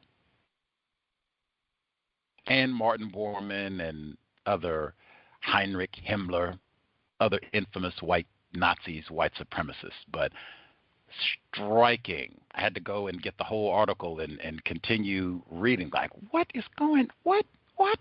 And then, who is this article? And like I said, the Congo was in Newsweek, like every article. They had something about Lumumba, racist cartoons, something about what's happening. It is raping white women, something. Got to be, things are so wild. We got to know what's going on. They got pictures of little starving black babies. I posted that one too with the naked. Oh, they're starving and oh, the chaos. So they got that. And then they got pictures of huddled white nuns, fearful, frightened. Will they rape us? Ooh, madness. Any hoodles. Let's see. Lots to learn. White people are not ignorant about this area. They have lots of information stockpiled. That is one to ponder on as we proceed. Let's see. Folks who dialed in, they have commentary on the texts, not movies, videos, YouTube, Netflix, yada, yada. Folks have commentary to share. Let's see. Victim in New Jersey should be with us. I'll nab other hands as I see them. Yeah, hey, Gus. Am I coming in clear? Yes, sir. Okay, so just some notes. Let me see. Okay, so I noticed like towards the end, it kind of was like racism, colonialism, which is just slavery. It's kind of like a conflation with the plight of women. Saying how women, not this is what she said, but this is my interpretation of understanding, in Africa, women was kind of locked in a submissive class. It was, but at the same time, when the book talked about black men, and even it stated that the mother and father said, Miss Blouin, if she was a male, she'll be killed. So I mean, I'm not naive that women, they may have been some sexism there, but the overwhelming and overpowering force still is racism. And black men were killed. Ms. Blouin lived to an old age.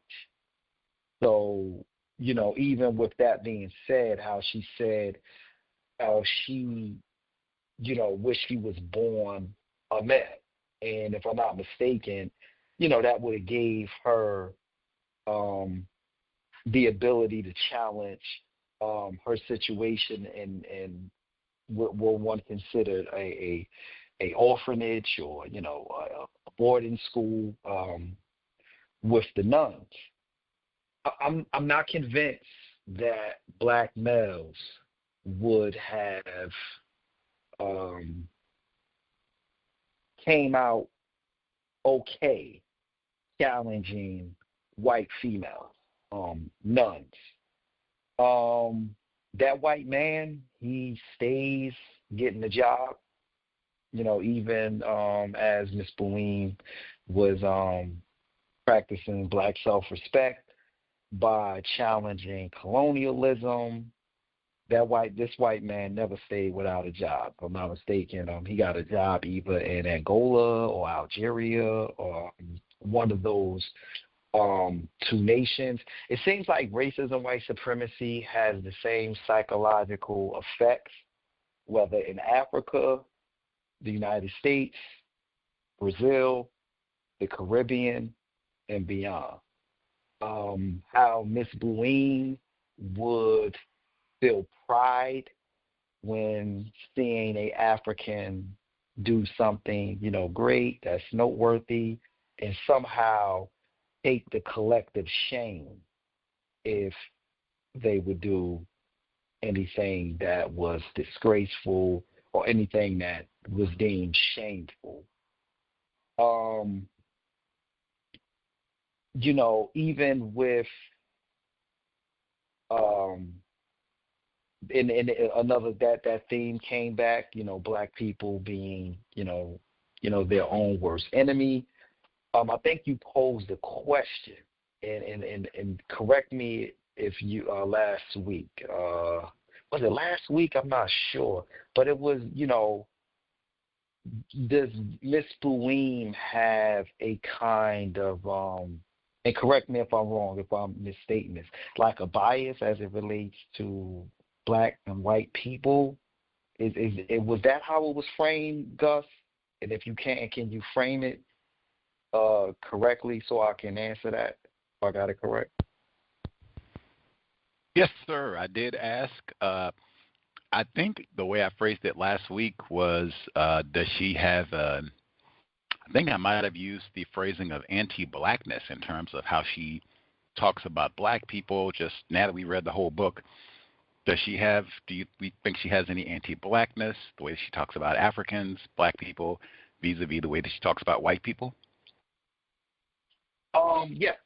And I can point right to the shame or pride in collective black behavior, because that same responsibility isn't put on white people, so it's up to the victims to prove that they're civilized, and it's the collective shame when black people act uncivilized. So it's erasing the humaneness, if that's a phrase, of Black people, where Black people have every right to be human. That means Black people have every right to be great. They have every right to be criminal. They have every right to be everything that's is developed as human behavior on this planet. So I would classify that as a form of anti-Blackness, and with all the destruction and chaos that Black people have suffered under the hands of white people, you know, Black people still are our own worst enemy. But there is collective responsibility, but to behave or pretend that there isn't a force that we're going up against in this, you know, and what some would say our dysfunction or our misguidedness, to omit that is anti-Blackness. Just like, if I'm not mistaken, was it A Raisin in the Sun?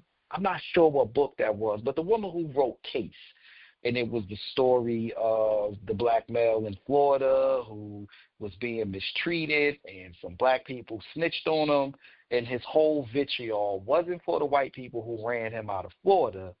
It was the victims who were scared and may have acted and, you know, may have snitched on him because out of fear, you know. So it's that same behavior.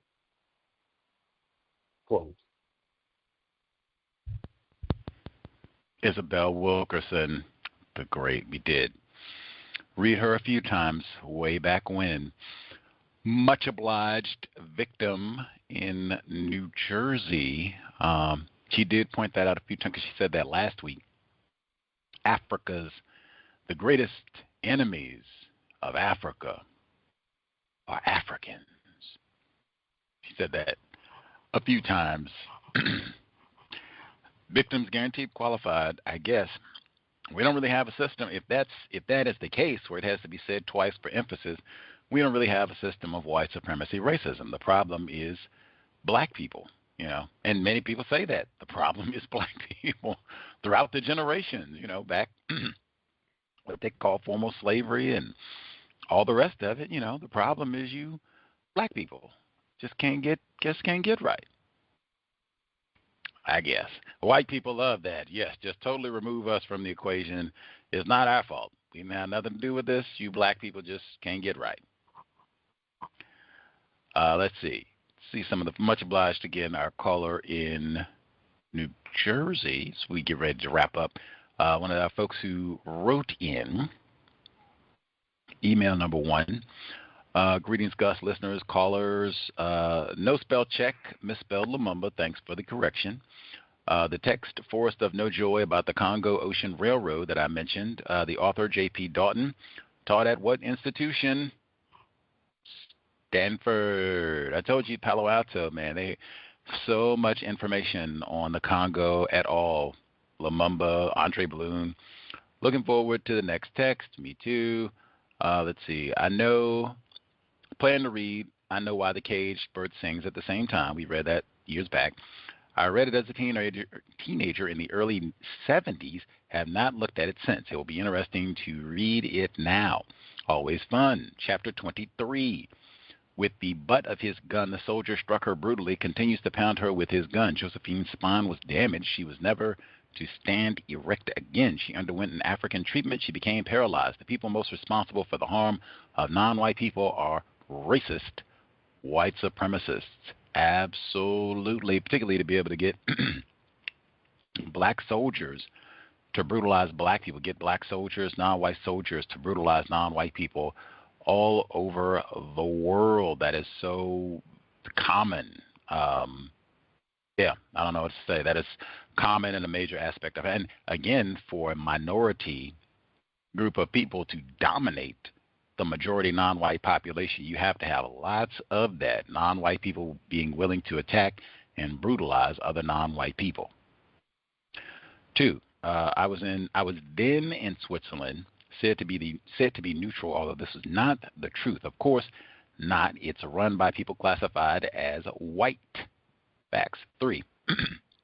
As I look back, I think the hardest thing for us to bear during the long struggle for viable statehood has been the knowledge that it is not the outsiders who have damaged Africa most, but selfishness of some of our own leaders. All of the leaders of black people are white. That right there would help clean up a lot of things, too. I've heard Fuller talk about that. He said, we here in the States, we probably have a more difficult time. Like we see, like President Obama or Kamala Harris, like, that coon, and you're supposed to be doing something and you're in charge. And he said we have maybe a slightly more difficult time grasping, like, oh, wait a minute, they can have a Negro president or whatever, and they are not in charge of nothing, because they've had that sort of thing on the continent for a long time. Now, maybe they don't grasp that over there either, that you can have whoever you say is in Madiba, I mentioned it before, whomever you say is in charge, Mobutu, whatever, whoever you say is in charge, whatever. All of the leaders of black people are white. That is one for sure.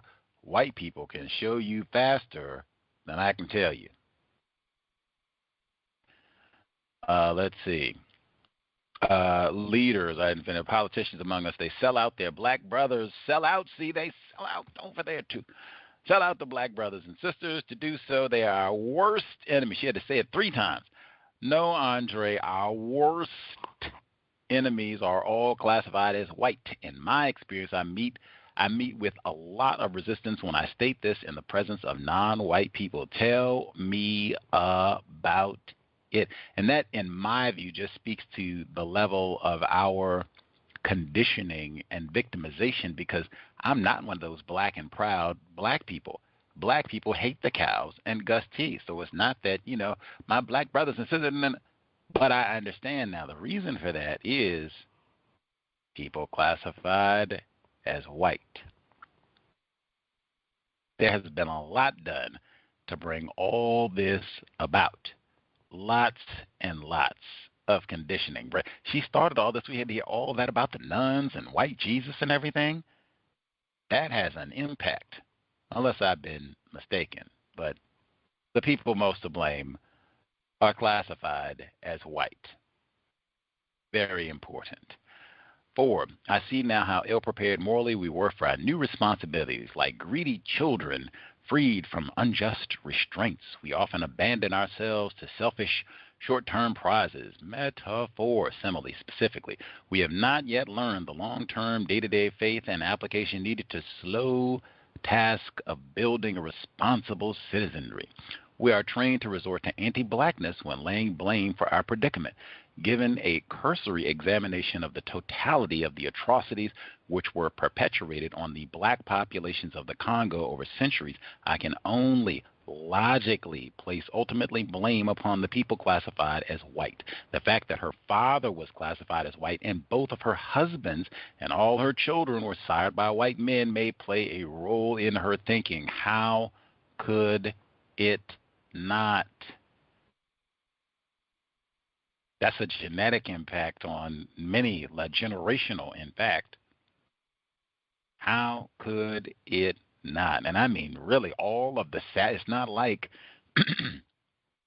Patrice Lumumba wins the election and, well, you niggers have at it. We wish you the best. Send us a postcard. Let us know how things are going.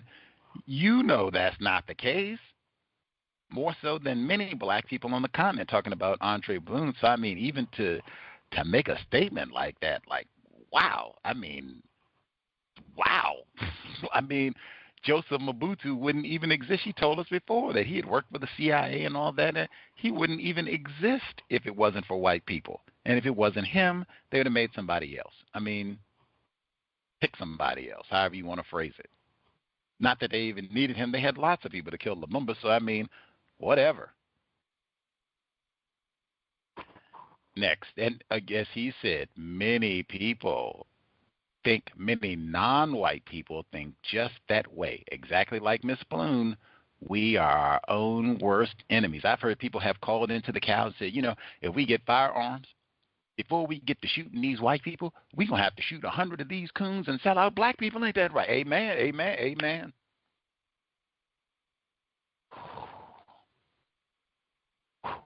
White people most to blame, but wow. The anti-blackness, wow. 5. For years, I've been a persona non grata in the Central African Republic, that source of uranium for France's atomic bombs and the site of hunting shallot belonging to France's chief of state. White people kill for fun, a hunting lodge. How about a hospital for the Congolese? Now, that's crazy talk. We're not building no hospital for, we chopping off hands. We build no hospital for niggers. We got to build bombs, man. We're doing our Columbine thing. We got bombs to build. That's what they, all over the continent, they just go and mine so that we can make more bombs and more bombs and more bombs. What is it? System of white supremacy, perpetual killing. Let's see. 6, African hospitality has no limits. When an African has nothing he will give to you, he will even borrow to give to you. One never goes away from an African door empty-handed, even if a drink of water is all that can be given. Water is for everyone. It is life itself. Every village, a jug of water is put out sometimes in its own little straw hut for the stranger who passes by. Maybe this is a definition of socialism. I have no idea. She said what she said. 7, Josephine delighted in celebrations, and when it was her turn, it was always of gerbilette that she spoke. She told of how she met and married this white man and bore him a child. What is it? How could it not infect your thinking? Infect early, which his white wife couldn't. This to Josephine was her glory. It was to this. I'm not laughing. I'm sorry. I'm not mocking Josephine. It was to this that her existence had been consecrated, worthy of great pity. Say it right at 8 times. That her greatest achievement in life is being raped by a white man. That's what we're saying, right? Because she was 13, he was 40. My greatest achievement in life was being raped by a white man as a child.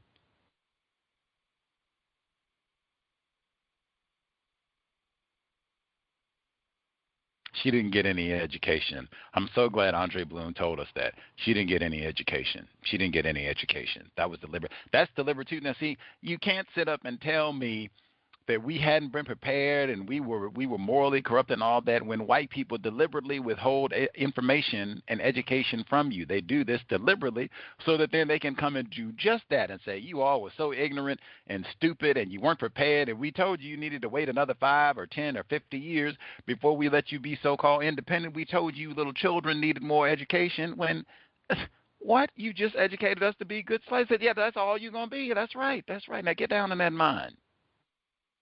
Or, where's your daughter at? Is she out taking a bath? Let me run out and help scrub her back. Come on. Let's see. 8, paludism, malaria. I think that's termage. 9, I went to Africa. I want Africa to be loved. I speak of my country, Africa, because I want her to be known. We cannot love what we do not know. Knowing comes first, then love follows. Where there is knowledge, surely there will be love. I disagree. The white supremacists know everything about Africa, and they do not love it. Love being defined as not harming someone in any way. That fool say, replace white supremacy with love. We don't have no love of Africa, Africans, Negroes, even white people. We have a system of white supremacy racism. If there's going to be love, we will have to get rid of racism. That's the logic behind why I say occasionally RWSWL. Replace white supremacy with love so that we will stop saying that L word. We don't have it. Oh, yeah, we don't have that. If we want to get to the L word, we got to get rid of the white supremacy, the R word. Yeah, we got to do the business first. We got to do the business first. Let's see. Epilogue. André's dream of self-determination for the black people is now an accomplished fact, with the infamous exception of South Africa and its pawn Namibia. Another country that sadly has its freedom in name only is Angola. Oh, really? I think it is a bald-faced lie, and I think Jean McKellar knows this. Like, are you Stanford? That's a big fat Stanford lie. 2, Joseph Mobutu reigns as dictator par excellence, topping a pyramid of corruption. Pauline Lumumba agreed to this travesty against her husband's name, and the Congolese people opening a ball on Mobutu's arm. Mulele was trapped in the grossest kind of treachery by Mobutu, and it cost him his life. Mulele's wife, Clementine, suffered another kind of betrayal. The car then stopped and returned to roll back and forth over her prostrate body. Lumumba's wife did not want to wind up murdered for her children's sake. That's what I was thinking. Like, this white chick, like, look here. Like, they have got pictures of Lumumba's wife and children. Like, you couldn't even talk about this murder for, they said, a decade in the Congo. Couldn't even talk about it. Get in trouble now. Whose fault is that? Usual suspects. Not to mention the white mercenaries. She could have been killed. Easily killed. And whatever, act like you got an attitude and you don't want to come back here and go through this charade or whatever. And they said she had been living out of the country. What am I? Get out of here. To have a white woman give all that detail and give no context, and this is an intelligent, Stanford-educated white woman, the co-author, Jean McKellar, like, get out of here. 3, and then you started with that big lie about the independence and all that. Like, oh, my God. And this is your homie, Andrée Blouin. Like, Jesus Christ, I had the biggest side eye in the world. This is your white friend? Not all white people are racist. Jean McKellar? WTF. 3, the Mother Superior, Marie Brigitte, is a cousin of André's, one of the Matisse girls who herself suffered the miseries, wears the same blue habit and black headpiece of the infamous Mother Germaine, perpetuating the religion of white supremacy. Maybe I'm being too critical of the victim. I mean, hey, you learn all that at an early age. It has an hey, what did our conditioning has been conditioned. All that teaching has an impact, man. That's all they taught us to do, was be good slaves, myself included. 4, Monsieur Blouin is no longer André's husband after a devastating divorce in 1973. This was a dream that died hard. Each year on the November 19th, the anniversary. Hey, Jonestown is November 18th. How about that? The anniversary of her wedding, which she points out is also the day that ill-fated Marie Antoinette died. Andrée still sends her ex-husband a telegram, the same one she addressed to him during the days of their happiness. Tragic arrangements are just sad. That's what I'm saying. Like, all of that, and she has a white father. Listen to the way her mom talks. All of that has such an extraordinary impact, even the way that they talk about her. She didn't say that, what's the little child's name? Back up so that I get it. Marie Brigitte. She didn't say that she was a little non-white lad, a little African girl, African woman. She said she was a Matisse, his white parent. That ends up being such a dominant element of their identity, because white people pick that up. Like, oh, this one of our niggas has got a white parent. Like Obeezy. 5, rescue of Christine from the clutches of the madman Bokassa. Blonde young woman. Andrée showed him 2 cans of gasoline that she was carrying in her shopping bag and assured him that she meant to set fire to the embassy if he did not help her. The ambassador reconsidered. If anything, she is certainly fearless. That has been I would say, trait for the duration of her time on the planet. 6, André's tremor in her voice. She began, I would say, never give up your African personality. Keep your attachment to the land, to Africa. Wherever you may be, you have one great connection, and that is to Africa, and that is Africa with all this means. In spite of the pressure of modern life, always return to your source.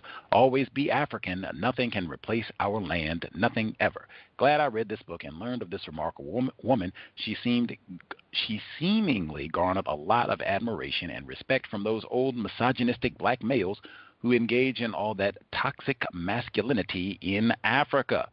It would seem that way, hey. And maybe it will even increase because there's supposed to be a more well-publicized publication of this memoir next calendar year. So maybe lots of people around the planet will have access to this text and know more information about her life and times, and maybe can pick out some of the dangers of tragic arrangements in this text as well. For sure. Let's see. untiljustice@gmail.com if you have other folks who have email commentary they would like to share. Let's see. I will get to some of my own thoughts, and then we will get, because we are one and done, finish the whole thing up, so we'll be done. I can't emphasize enough, if I had not gone to Stanford, I'd probably have totally different, it wouldn't have even meant as much that, because I just looked at all that material at Stanford, and then the co-author is Stanford too? Like, what? And then she lived in Paris for all that time. Like, for real, it made me think, like, wow, was she a COINTELPRO agent? Was that her job as a white woman, to go over and befriend all of these radical niggers in France and get, really close where she could get notes and extensive co-author the book on them, Taylor Howard's written, and all of that, and then get note, take out what you don't want to be there, and blah, blah, blah, and all that. Yeah, you need to emphasize that. The worst enemies, Africa, yeah, all that, like, Jesus. Wow. Just Palo Alto, man. They run the world. Silicon Palo Alto. That's what I thought. Like, I don't know if I would have had that in my brain computer if I had not gone to California and seen, all of that and what have you, and just all of the mountains of very detailed information that they have about what was taking place in this part of the world for a very long period of time. He told us, the fellow that wrote that book, The Forest of No Joy, Stanford. But and we've read so many books with these white co-authors and collaborators and ghostwriters, and it's important books too, like Madiba's Long Walk to Freedom, and Richard Williams' Black and White, The Way I See It, Solomon Northup, even if you want to go way back, all those books have white co-authors. And I mean, I could go on and on and on, where it can't just be that a black person writes the book, or it can't even be that they go and get an accomplished black writer, or it doesn't necessarily have to be accomplished, but just black editor, black co-writer to help them if they don't feel confident with their use of language and what have you, to kind of help them put it together in the phrasing and English, that sort of grammar, all of that. No, it ends up being a lot of white people to come and pick and choose and edit and craft and all the rephrase, put their jargon in it, all the rest of it. She doesn't just get any old white. She gets a Stanford white woman. Wow. Put that front and center, and then let's see, get back to starting with chapter 23 for this week, wrapping everything up. When she started with all this, I consider myself very handicapped being born of the female gender. One immediately thought of this white Stanford chick and bringing in all of her white feminism, same time period, and that she had written other books about rape and what have you as a white woman. I thought of that, and I said from the beginning, man, she seems so privileged because she has a white parent, and then she ends up marrying these white men. She got a passport. She got a French passport because she has a white parent. I do not see her as being in some way weakened, harmed, less powerful, handicapped, disabled because she is classified as a female. I see her as being very privileged because she has a white parent, and even the fact that she is not a dude. I said that repeatedly. She would have been killed. I said the same thing that her parents and father said, but I said it when she was a child. She would have been killed when she started saying that, man, I'm seeing these dudes. She didn't say Africans. She was gender specific. She said, seeing these dudes, these Africans in chains and shackles, and oh my God, what are they doing? And I started going and asking. I said, man, if she had been a dude, even at her age then, she would have been killed, at least beaten. And I said that several times, like when she was going and when her child got sick, and oh, I got to go and get the medication, and oh, you don't give medication to Negroes now, and I get on, and she's going in there and cut them. She could have been killed. At least a good beating. I said that throughout the text, like, oh my gosh, her being pale, she's got a white parent.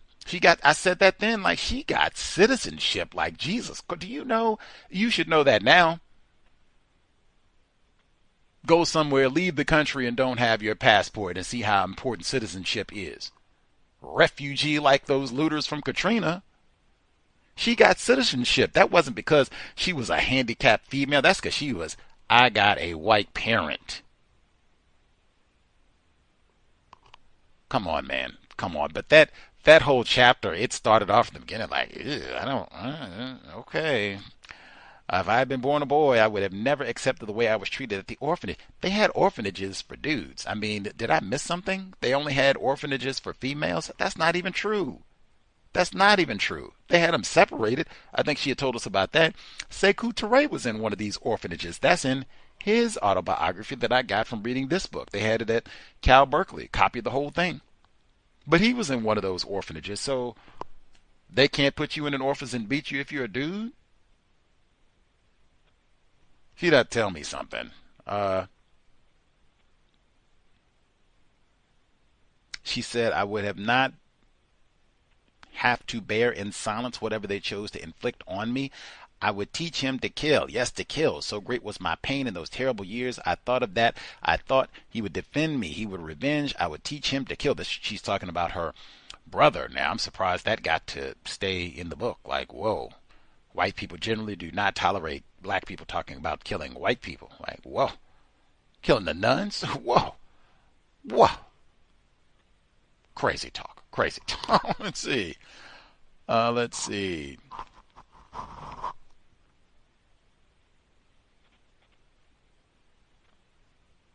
The soldiers, black soldiers brutalizing black people. There's so much of that so much of that in Africa, period. And they had white mercenaries here at the time as well, but lots of that where the anti-blackness, I think she had said when they, threatened her and were going to kill her children and all this, said, hey, it's not our fault. We're not even in charge. We just do what we're told.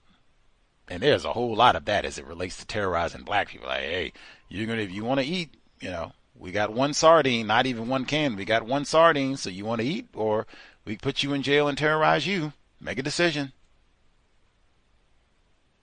We got the mines too, make a decision. Let's see.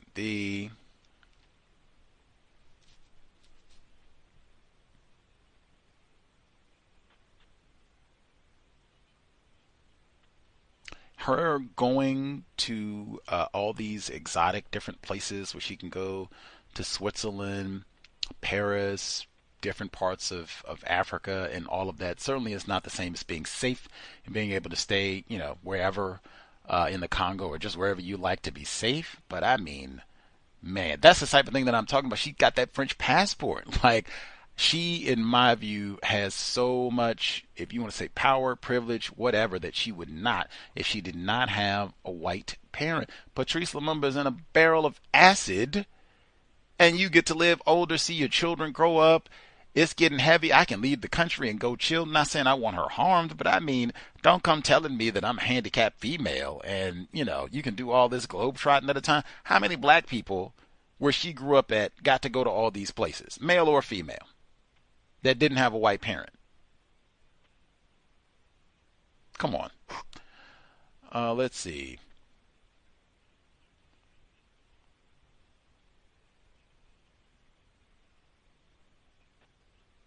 She says, I went out and bought all the newspapers I could find. Even that. Oh, she told us her mom, illiterate as can be. Even that she can go and get access to these newspapers and has the ability to read. That's not even so. Man, How many black people in the States right now, 2025, one would struggle with that? Don't even have the reading comprehension that they could go out and get all these newspapers and, what now? What? I think you'd have a whole lot of that. And then the interest even. Like, read the paper. I'm finna watch these bowl games, man. It is brain damage time. Woo! Let's see. And she said, I went and got all the newspapers I could find. When I returned to the apartment, a beautiful, sumptuous apartment lent to us by Swiss friends. Swiss friends. You think these are niggers? That's what I mean about the impact on the brain. Just all of it. Like, don't come telling me that I'm handicapped because I'm a female and you can go hang out in Switzerland at the sun. How many times we heard her at really nice apartments? That's another one. Now, play that bit out. How many black people in the Congo or Guinea, or you pick the location, how many of her contemporary black people who did not have a white parent, how many of them got to go kick it in some sumptuous apartment with their Swiss friends, pile up newspapers about what's happening in world activities? That's what I mean, where it's like, no, you do not strike me as handicapped at all. You strike me as extraordinarily privileged because you have a white parent.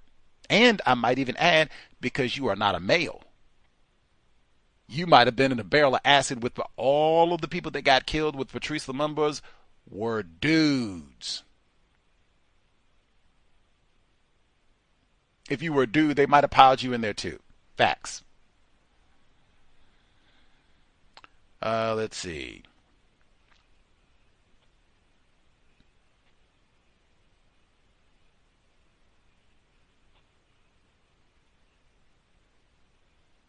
I'd even go back. Can I rewind and say that again? I think if Andrée Blouin had been a black dude, they'd have probably killed her with Patrice Lumumba. Now, you can take that as privilege or handicapped or however you want to, but I mean, they'd have probably killed her with him. Misogyny, sexism, yeah. Let's see.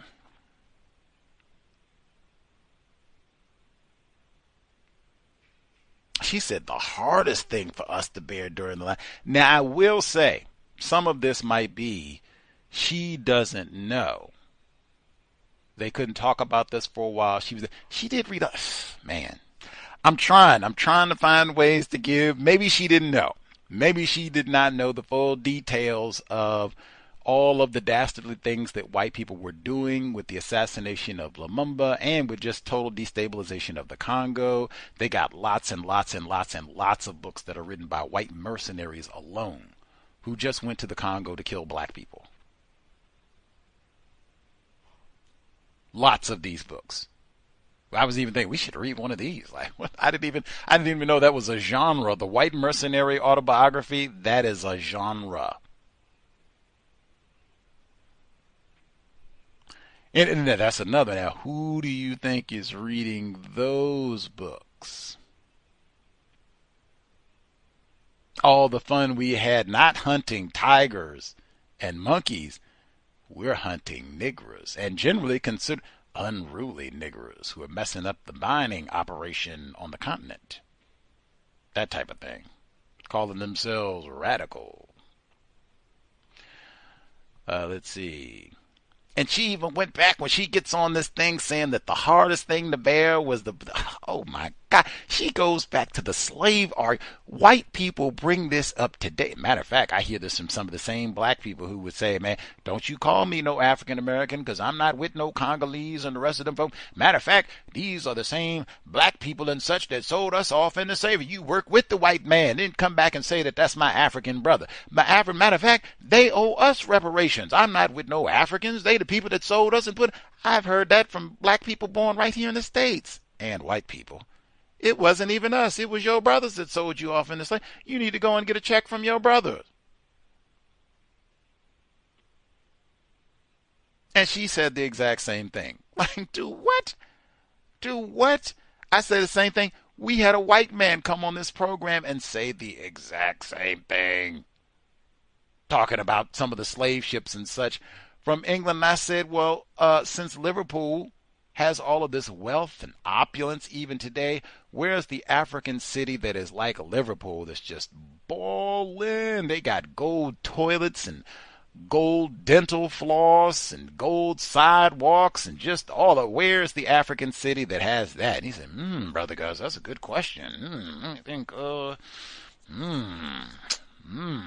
don't think no such place like that exists, man. I said, wait a minute, what do you mean? What do you mean? The Zong, James Walvin. That's who it was, white man. I said, what do you mean? I said, well, if the black people, if they involved in this and they were equal partners and how everybody came up in this whole operation, there should be some wealthy black people that came up off of slavery. He said, I don't know who they are. That's what I thought. Let's see.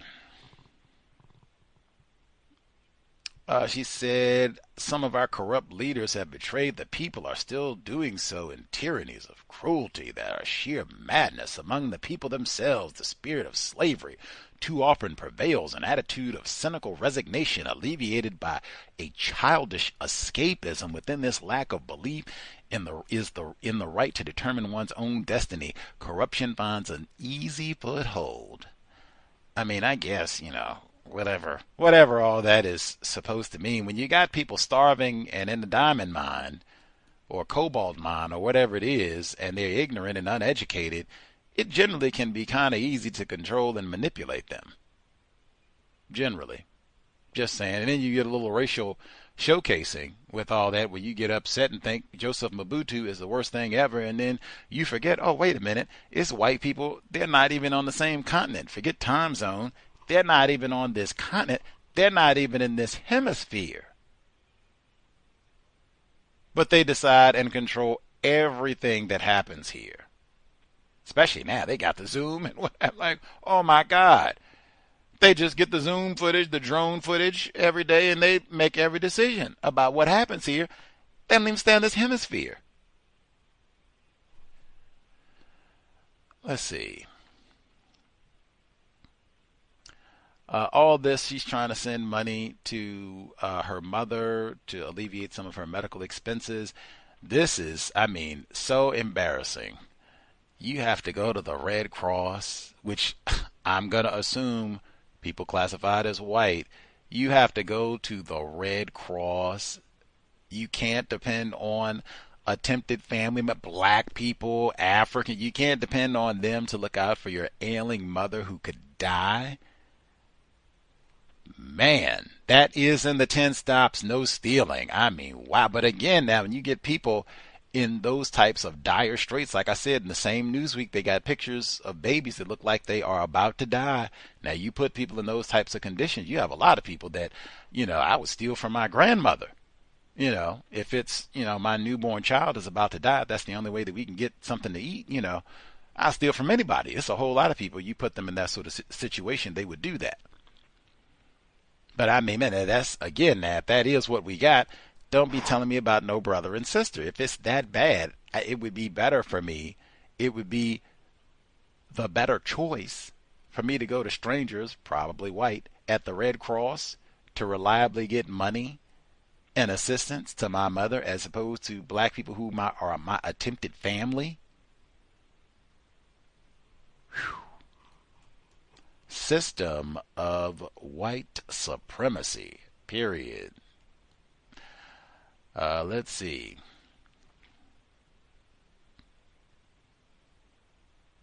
She talks about the abandoned children. Like I said, they got pictures of that in Newsweek. White people are not ignorant about racism. Even you should think about that. They got pictures of that in Newsweek at this time period when they didn't have Wi-Fi and email and iPhones, and they're pretty good pictures too. They're not grainy. We got to get good. White people love to see the, the pot-bellied, starving black children with the flies on. They love seeing that. They've seen that for, decades. So even back in the early 60s, we cranked those out, and then put some more racist cartoons of Lumumba in there too. Let's see.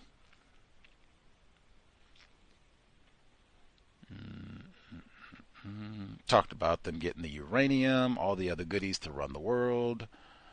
Man, all of this about the African and what it means to be African. She says the African laughs like a clap of thunder, and in his laughter one sees his entire healthy pink throat.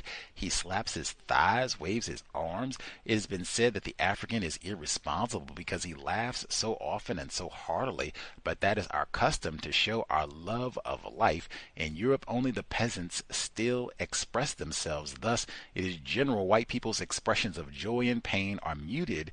We who have been Europeanized, unfortunately, have adopted the habit of judging ourselves against their standards. This is our loss. We have reduced ourselves according to the criteria of the whites. I mean, if she had told me that being African was about, when she told us about when she got pregnant, and Josephine, her mother, came in and started talking to the child in the womb and establishing that connection and settling quarrels between them because she didn't want her daughter to be upset. If she had said that that's what it means to be an African, amen. Preach. Right on. Let's be African. Let's value children. Like, right on. Woo! What could I say? Who would be upset about that? That's not what she said. She said being African is given a good hearty chuckle. I see black people chuckle loud all the time. Matter of fact, dare I say, Negroes are known. Entertainment committee. And then that coon said, Cat Williams, Richard Pryor, Dave Shipp. I mean, black people are about. Well, we had the Moms Mabley of Jonestown, remember? Can't say I'm being a sexist. You better get some black females in there. Moms Mabley of Jonestown. Black people are known for doing that. Don't impress me about being an African. If she had said something that was about black people, about logic, same thing I said. They don't never say being an African is about Patrice Lumumba. They don't never say being an African is about being Mau Mau, D-Don Kamathi, Robert Sobukwe, Winnie Mandela. They don't never say that. It's always some nonsense. Dancing, snickering, nonsense. That same thing for hairstyles. On the planet, we're in a system of white supremacy racism, and I'm going to be a proud African. If a white person had said that,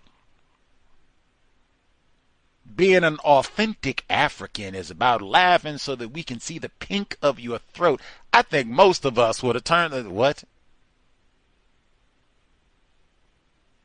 What?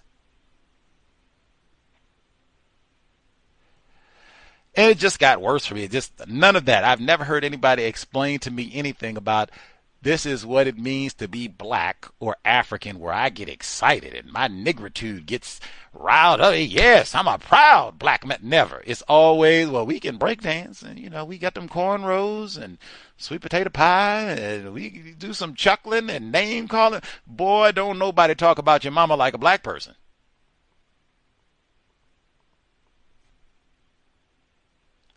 Worthy of great pity. And we say that with pride, too. Don't nobody talk about your mama like a black person and laugh while doing it. You can see the pink of my gums while I'm talking about your mama. Let's see. Only in the matter of expressing love are Africans more modest than whites. In Europe, one sees people embracing full on the mouth on street corners. That is not done in Africa. There's a sense of reticence about love, a respect for the engagement of the soul, and this sentiment that lends to a certain restraint. That word love, again, now, if you're talking about just groping somebody in public, I don't think that that's love. You got prostitutes that are groping people in the street and feeling and petting and all that. That is not love. That's just, you know, PDA, isn't that what they say? PDA? PDA does not equal, can I say it one more time, is replace white supremacy with love. We don't have love. Groping in the street is not love. That'll just get you a diddy charge. And again, now see, Mom was raped by a white man when she was 13. That also might confuse the way you think about sexual activity. See? But that didn't impress me either. Saying that black African people are reticent about necking in the streets. What? Let's see. Josephine brags about being raped by a white man who's an elephant hunter. Jesus, hunter of black people. He hunts elephants and black people. Successful both ways. Let's see.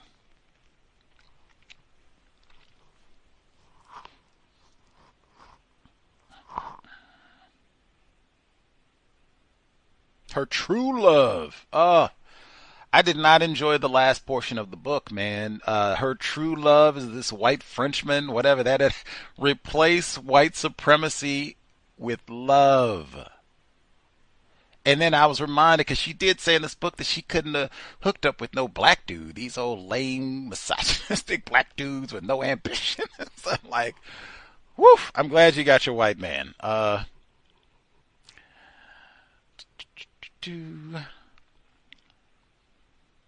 appreciate the gratitude she has for her mom throughout the book. I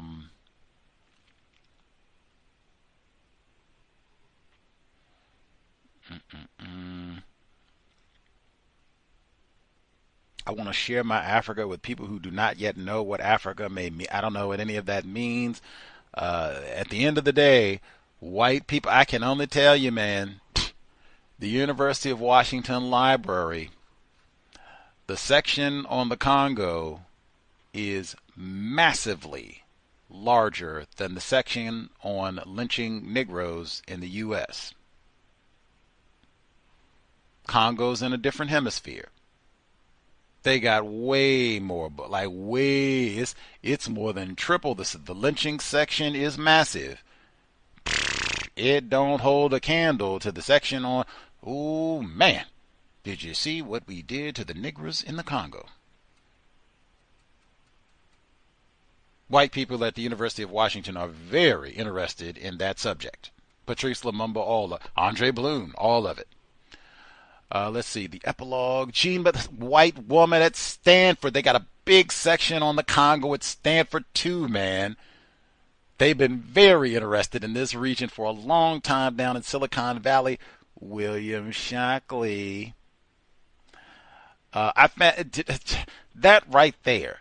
She's got so many white friends and has so many white sex partners. It's not a black person who's wrapping this book up. She could have wrapped this book up herself. No. Who gets the last word? Stanford alumnus white woman who keeps a spot in even that. How many people do you know they don't have a summer house in Florida, California, Texas maybe? No. They got a summer house in Paris.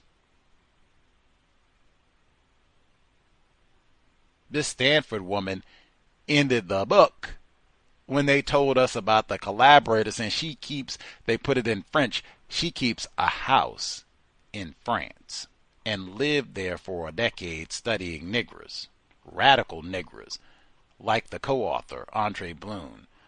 Whew. Whew. Jesus Christ. I'm going to assume Andrée Blouin didn't suspect McKellar of being a racist. Maybe I'm wrong, but I don't know if I would let somebody that I suspected might be a racist, I don't know if I'd let them write the last sentence in my book. That's just me. VGQ. And then for her to give her interpretation of what, I could vomit. Like, Jesus Christ. Like, what? We turned it over to a white, we were trying to get independence and all of that. We started this book with a white man raping her dad, and then we end the book, a white Stanford woman gets to wrap things up. Silica, she might be William Shockley's cousin, for all we know. Let's see. She said to say things like this, while Andrée continues to think of herself as a revolutionary, whatever that means. She put it in quotes, so she doesn't know what it means either. The change she seeks today is that of making her continent economically sound and self-sufficient. Now that colonialism is almost a thing of the past, it is the subtleties of neo-colonialism that remain to be corrected. Like that right there. To have a white woman come, are you serious? Are you serious? Like, we ain't made no progress at all. We read all of that to have a white woman just come and trash all that at the end. Whoo, we got them again. We got them again. Like, I can't, oh my God. Oh, stunning. Stunning. But again, I can't be that surprised because we've had so many black books, ostensibly, with even Richard Williams, Black and White, The Way I See It. It's a white co-author. Solomon Northup, this has been going on for generations. Solomon Northup, white co-author. It's very rare to get a book written by a black person where a white dude didn't step in and do something, or a white woman. It is very rare. Very rare. Man,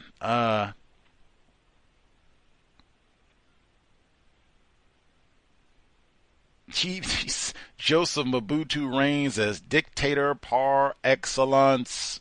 What? The dictators are classified as white. And it's not even close. It's not even close. Joseph Mobutu would be dead. If white people didn't want him to be there, he would be dead. Period. She's a white woman from Stanford. You know this, but they have so many documents and papers. It is astounding. It is astounding. All of you better make sure you keep things running so we can get those diamond mines, so we can get those cobalt mines, so we can get those uranium mines. Yeah, that's why I said, now having just read this book and Joseph Mobutu comes to power in 1965, Muhammad Ali and George Foreman fight in the Congo when? 1973? Wow, 8 years after all this, they have 2 coups, and then you get this fight? Really? Same thing I said last week now. How many fights have they had in the Congo? It's been 50 years. How many fights have they had since? That's what I'm saying. Have they had the Olympics there? FIBA basketball, soccer tournament? Did they even have a tacky NBA ceremony for Dikembe Mutombo? That's what I said. We'll put the All-Star game in the Congo this year for Dikembe. No. Mike Tyson ain't knocked nobody out over there. That's what I said. Mayweather ain't knocked nobody out over there. That's what I said. Tyson Fury, Deontay Wilder, they fought all those times. None of them in the Congo. You can fight in Saudi Arabia, but you can't get down in Kinshasa. That's what I'm saying. That is really odd. You put that fight there at that time for Mobutu? Really? And then just say that Don King and Joseph Mobutu came and did this all by themselves. Wow. I get Andrée Blouin had white friends who seemed to make a lot of things happen. I bet Don King had a lot of white friends, as did Joseph Mobutu. White friends. White friends. Let's see.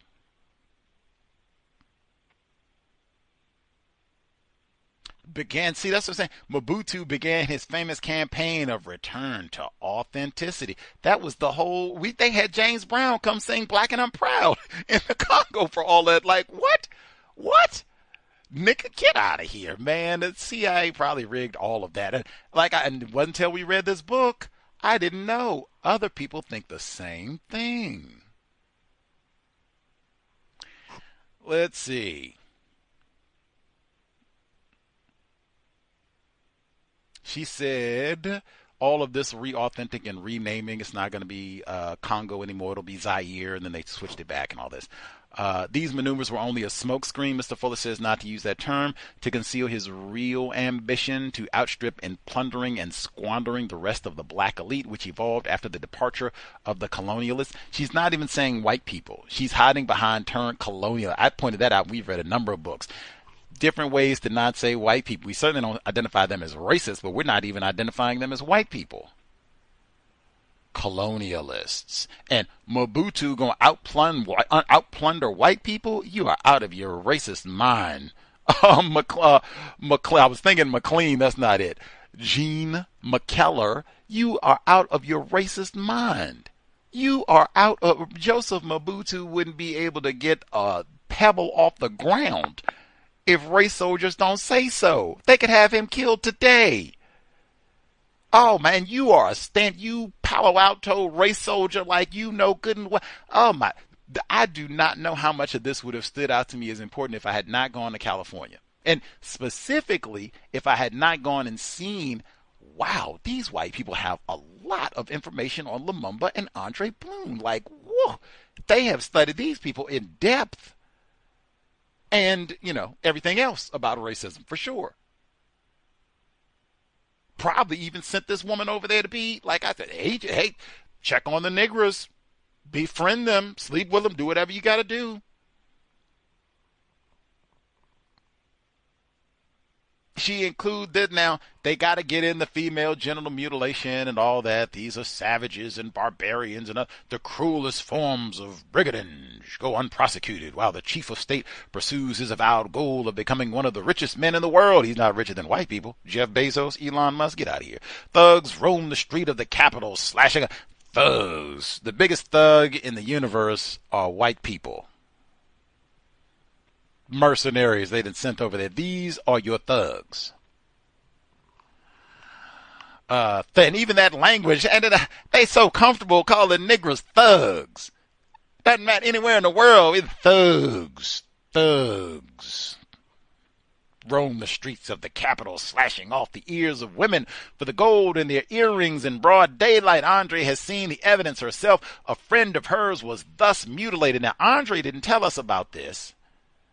But this white woman, this white Stanford woman is. And now where did they learn this chopping off? Oh! Use your suspects. White people get upset. That was part of the justification for killing Patrice Lumumba. You come in here talking about chopping off hands and feet and bringing up old stuff. We don't want to hear about that, insulting it. That was part of the justification for killing him.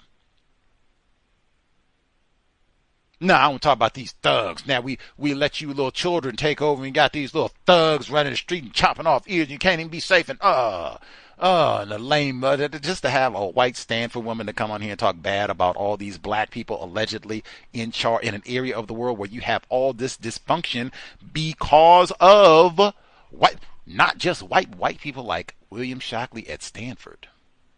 A specific breed of white people who are exactly to blame for this.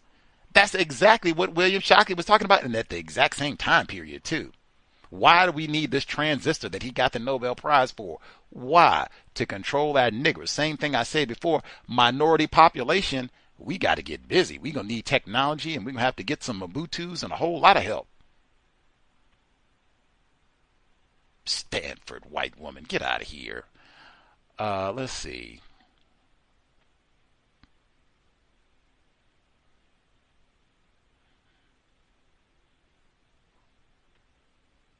Anything else to get in? France footed the bill for the coronation. That's always with white people. We're in charge, orchestrating. Hey, we orchestrate it all. Who is most to blame? Who is in charge? It's the usual suspects, man. Let's see. The term neocolonialism should not be used. It should not be used. It suggests that racism, white supremacy somehow ended, and now you have some sort of new form that's a little bit different. Like, nope. If white people are still in charge, we just have the system of white supremacy racism. There's no need to be coming and making up these new and wacky terms and all that. And we got the same thing we had before. The system, and particularly, we're still in the mine. We still got starving children. What changed? What changed? System of white supremacy racism. That way we don't get confused and have us say, oh, Mobutu been in charge and we ran out to that. Let's see.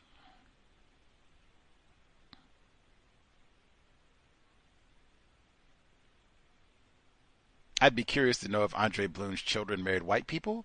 If I had to wager, I would say they did. Something about her drug being Le Monde. That's the most popular newspaper in France. I don't know. Even the fact that she can speak French. She doesn't speak. She had talked about the fact that she doesn't speak African. That was deliberate. But the fact that she's this revolutionary radical African and her drug is the French newspaper. Does that reaffirm your Africanness, reading the French newspaper? And you're mostly going to be reading about France, not Africa. All right. I would read Le Monde as well just to be checking on white supremacy racism, but, you know. Let's see.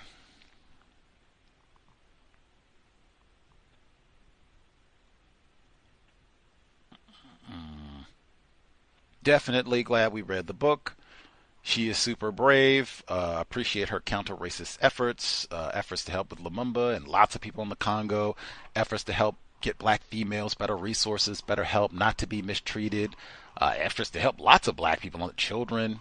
Tremendous efforts. The book, The Anti-Blackness, did prick my attention regularly.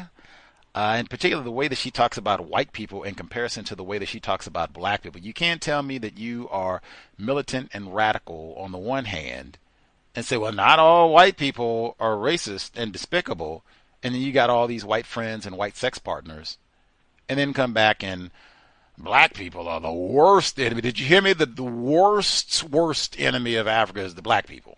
Like, come on, man. Come on. And then you got a white Jesus. Then you got a white co-author to boot.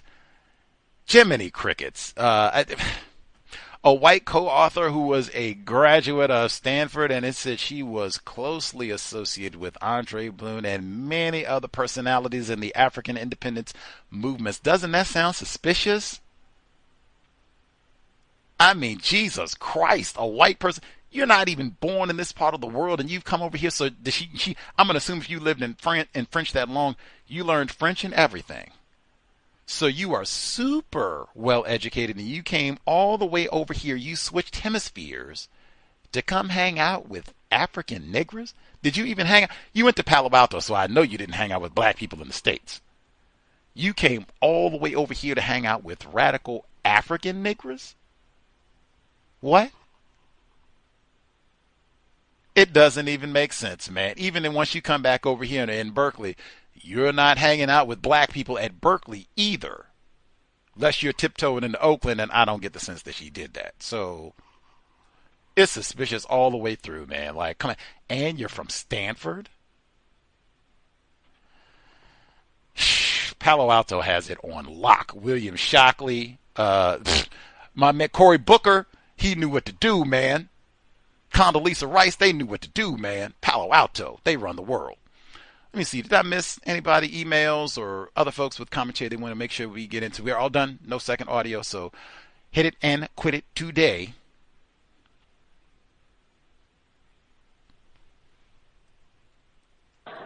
Hey, Gus, I just wanted to add, if I heard it correctly, did the author towards the end even kind of like attribute her ambition and drive to her white father, if I heard that correctly? I believe that is true. Work ethic and all of this, yes. I'd have to go back to get the exact phrasing of it, but yes, you did hear that. Yeah, because again, and I feel the same way that you felt towards the end. It started getting into feminism and kind of those same tropes that omit white people from practicing racism. It got into that. So I wonder how much of that was the editor, and not Miss Blouin. Sorry about that. Muted. Getting my technology situated. It could be a confluence of factors where you have the white female author who's going to be doing what white people do. Let's not be accurate. direct, explicit in talking about white supremacy, racism. Let's talk about these old misogynistic black dudes and feminism, and not all white people are racist. And, you know, just Mobutu, get a few paragraphs. Absolutely. Absolutely. And then she has a white parent, and she had children with a number of white dudes. So some of that certainly could be organic from Blouin herself, and then the impact of having a white co-author adding her racist 2 cents in along the way as we go as well. So yeah, all of that. But yeah, she did make that commentary about what she got from her dad. Like I said, his work ethic, or however she phrased it in the text, which, you know, he raped a child at 13 years old. Yes, I'm sure that's not the totality of his character, and he has some great redeemable. This is the same dude when she was a teen and she comes to stay with him. She's underweight and sickly and all the rest of it, had parasites. He stayed there like 2 months and he gets his lame white wife.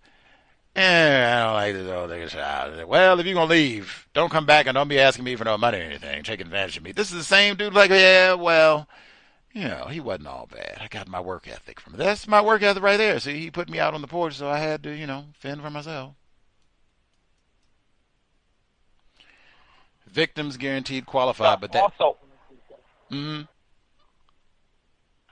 just going to also add in closing, and also towards the end, they had to emphasize and to say basically, like, even after all of the racism, white supremacy, Miss Blouin still had to call in white people to assist Africa. So that was just, so that, I mean, just putting things like that in the text would just continue to add to the confusion. So that goes back into the whole narrative. You know, white people can't be all that bad. You know, after all the rape and destruction, Miss Blouin still had to reach out to the colonialists to come back in and reinvest into Africa. So that's, you know, again, it adds to the confusion, and also that, you know, black people can't get it together. We all are our own worst enemy, and white people aren't that bad. Yeah. They had that towards the end of the text, talking about trying to get white people to invest in the technological. Again, I think that's just not understanding. White people have zero interest. We have plundered. We want our iPhones, man. We want all of our bombs. They said that we're trying to get our uranium and everything else. Like, we are not interested in seeing no so-called independent Africa, and, you know, you all don't have to worry and come and ask us for nothing, and y'all got your act together. We are not interested in seeing that. That's the same thing we told Patrice Lumumba. Even I would say that, like, that's what Patrice Lumumba wanted all those decades ago. Now, if white people around the world were not vested in seeing that then, why do you think anything would be different now? Some of those same white people are still alive. Certainly their way of thinking is still alive. Just again, who is more confused about racism, white supremacy, what it is, how it works, and at the crux of that, what does it mean to be white?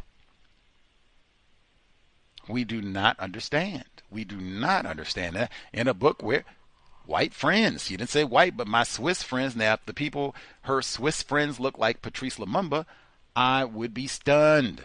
Even if they look like her, her Swiss friends, she has a white parent. I seriously doubt her Swiss friends with an elegant pad that they could loan, I seriously doubt that they look like her.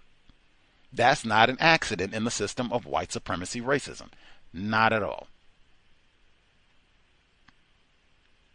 Super glad that we read this book, but wow, the anti-blackness did stick out kind of throughout, because she had been saying that before about the worst enemies and not all white people are racist and that type of thing. Had stood out before, but really down the home stretch, and then the last word. Let me give it over to the white woman. Jean McKellar, she can write her own texts. And even that, like, what was the process that, yes, we will have the collaborator write the epilogue? What? Why? Why? I mean, unless they're telling me this book was published after she passed away or what have you, and even then, no. Why does this white woman need the last word on the book? System of white. Stanford runs the West. It's not even like Jean McKellar is, like, ooh, we got Jean McKellar. Like, that's an amazing author. We got Woody Allen or somebody. No, I don't think. Maybe I'm wrong. Maybe, when this book came out in the 80s or whatever, Jean McKellar was, ooh, that's better. For the people that they intended to read this book, that's a selling point. They wanted to hear a quick word from Jean. But, man, Stanford runs the world. Ronald Reagan, Herbert Hoover, Shockley. Stanford runs the world, man. Waiting on you, Senator Booker. Get it together, man. Get it together. It's supposed to be 2028, maybe 232. Young fellas, you got time, but get it together, man. We miss you, Condi. We have new book for next week. Brand new. Maya Angelou, The Heart of a Woman. That is also an autobiography. Now, again, if folks can nab the unabridged version, that would be best, because I always much rather hear the author narrate their own work. But the only versions thus far where she's the narrator I found are abridged, and that just is, not acceptable. So if anyone can locate the unabridged version of Dr. Angelou narrating The Heart of a Woman, that would be spectacular. We can have it by next Thursday. We can get cracking. It's not absolutely necessary, but I would prefer that. Either way, we'll be here tomorrow, neutralizing workplace racism, normal time, 8 p.m. Eastern, 5 p.m. Pacific, and then compensatory call-in this Saturday. You see, now we read Columbine, the strength, the value, at least in my view, of the Katherine Massey Book Club on full display as we wrap up 2025. Now, we've been talking about Jonestown, learned so much. That was part of why I went to California, and part of how I got so much extra information about Patrice Lumumba and Andrée Blouin, what we've been reading about the Congo. Within all of that school shooting that took place in Wisconsin this week on Monday, white 15-year-old, where she is got the shirt on for KMFDM, Katherine Massey Book Club. I had Cal's listeners who immediately recognized that group, the significance. They go, Reb and Dill again. And they said the same thing, neo-Nazis and all this, and on the websites worshiping the Columbine, the same thing we've heard before. Reading more important than watching television and nonfiction. You got all kinds of it, Jonestown and Columbine, all kinds of assassination of Lumumba, all kinds of current events, things that are happening, or happened not ancient history that we know very little about, that directly relate to the system of white supremacy racism. Just make a little bit of time, turn that television off, and do some serious reading and studying. Even you can pick a subject matter like the Congo and read a number of books. Again, recognition, commendation to the listeners who did just that, took time to read different books about the Congo and the assassination of Patrice Lumumba, just so that they could be more knowledgeable about the global system of white supremacy racism. That's the sort of thing I think Dr. Welsing would encourage us to do so that we can get a better grasp. What does it mean to be white? Why haven't we solved this problem? Maybe we can pick up some new concepts, better ways of explaining this problem so that more non-white people will be seriously motivated to replace white supremacy with justice, love. Maybe even that. Stop saying love all recklessly. We don't have no love. We don't have no love. We're not going to be calling kissing in public love and all that old nonsense. We don't have none of that. We need to replace racism. Then we can get to producing a little bit of love. Justice. Any hoodles. New book next Thursday. Is that day after Christmas? Boxing Day. So I don't know. If you survive the so-called holiday next week and are not disgruntled, you didn't get a new iPhone or whatever else you were hoping for, you can join us and we'll have a brand new book for next Thursday. It'll be like we're opening our last gift. Anyway, much obliged, folks tuning in, writing in, hopefully worthy of your time and energy. Here tomorrow and Saturday, normal time, 8 p.m. Eastern, 5 p.m. Pacific. Creator, we ask that you help us remain patient with other black people, victims of white supremacy. We ask that you help us remain patient with ourselves. Remind us to demonstrate the highest levels of black self-respect at all times, in all places, each and every time we are in contact with another black person. It has been time. Replace white supremacy with justice immediately. No name calling black people. No name calling black people. Even thug. What's his name? I guess maybe back when they wrote this book, thug was not the same sort of pejorative, racist pejorative that it is now to many, but thug. They have. How many times have you heard the white suspected murderer charged in the CEO killing in New York? How many times have you heard him called a thug?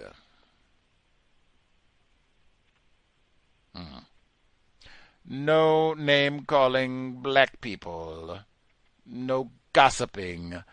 No throwaway offspring. Cal signing out. Thanks all for tuning in. Nigga, you so brainwashed. I'm a victim, brother. No problem. You're a victim. Man, I'm a victim of 400 years of conditioning. Shut up. The man has programmed my conditioning. Even my conditioning has been conditioned.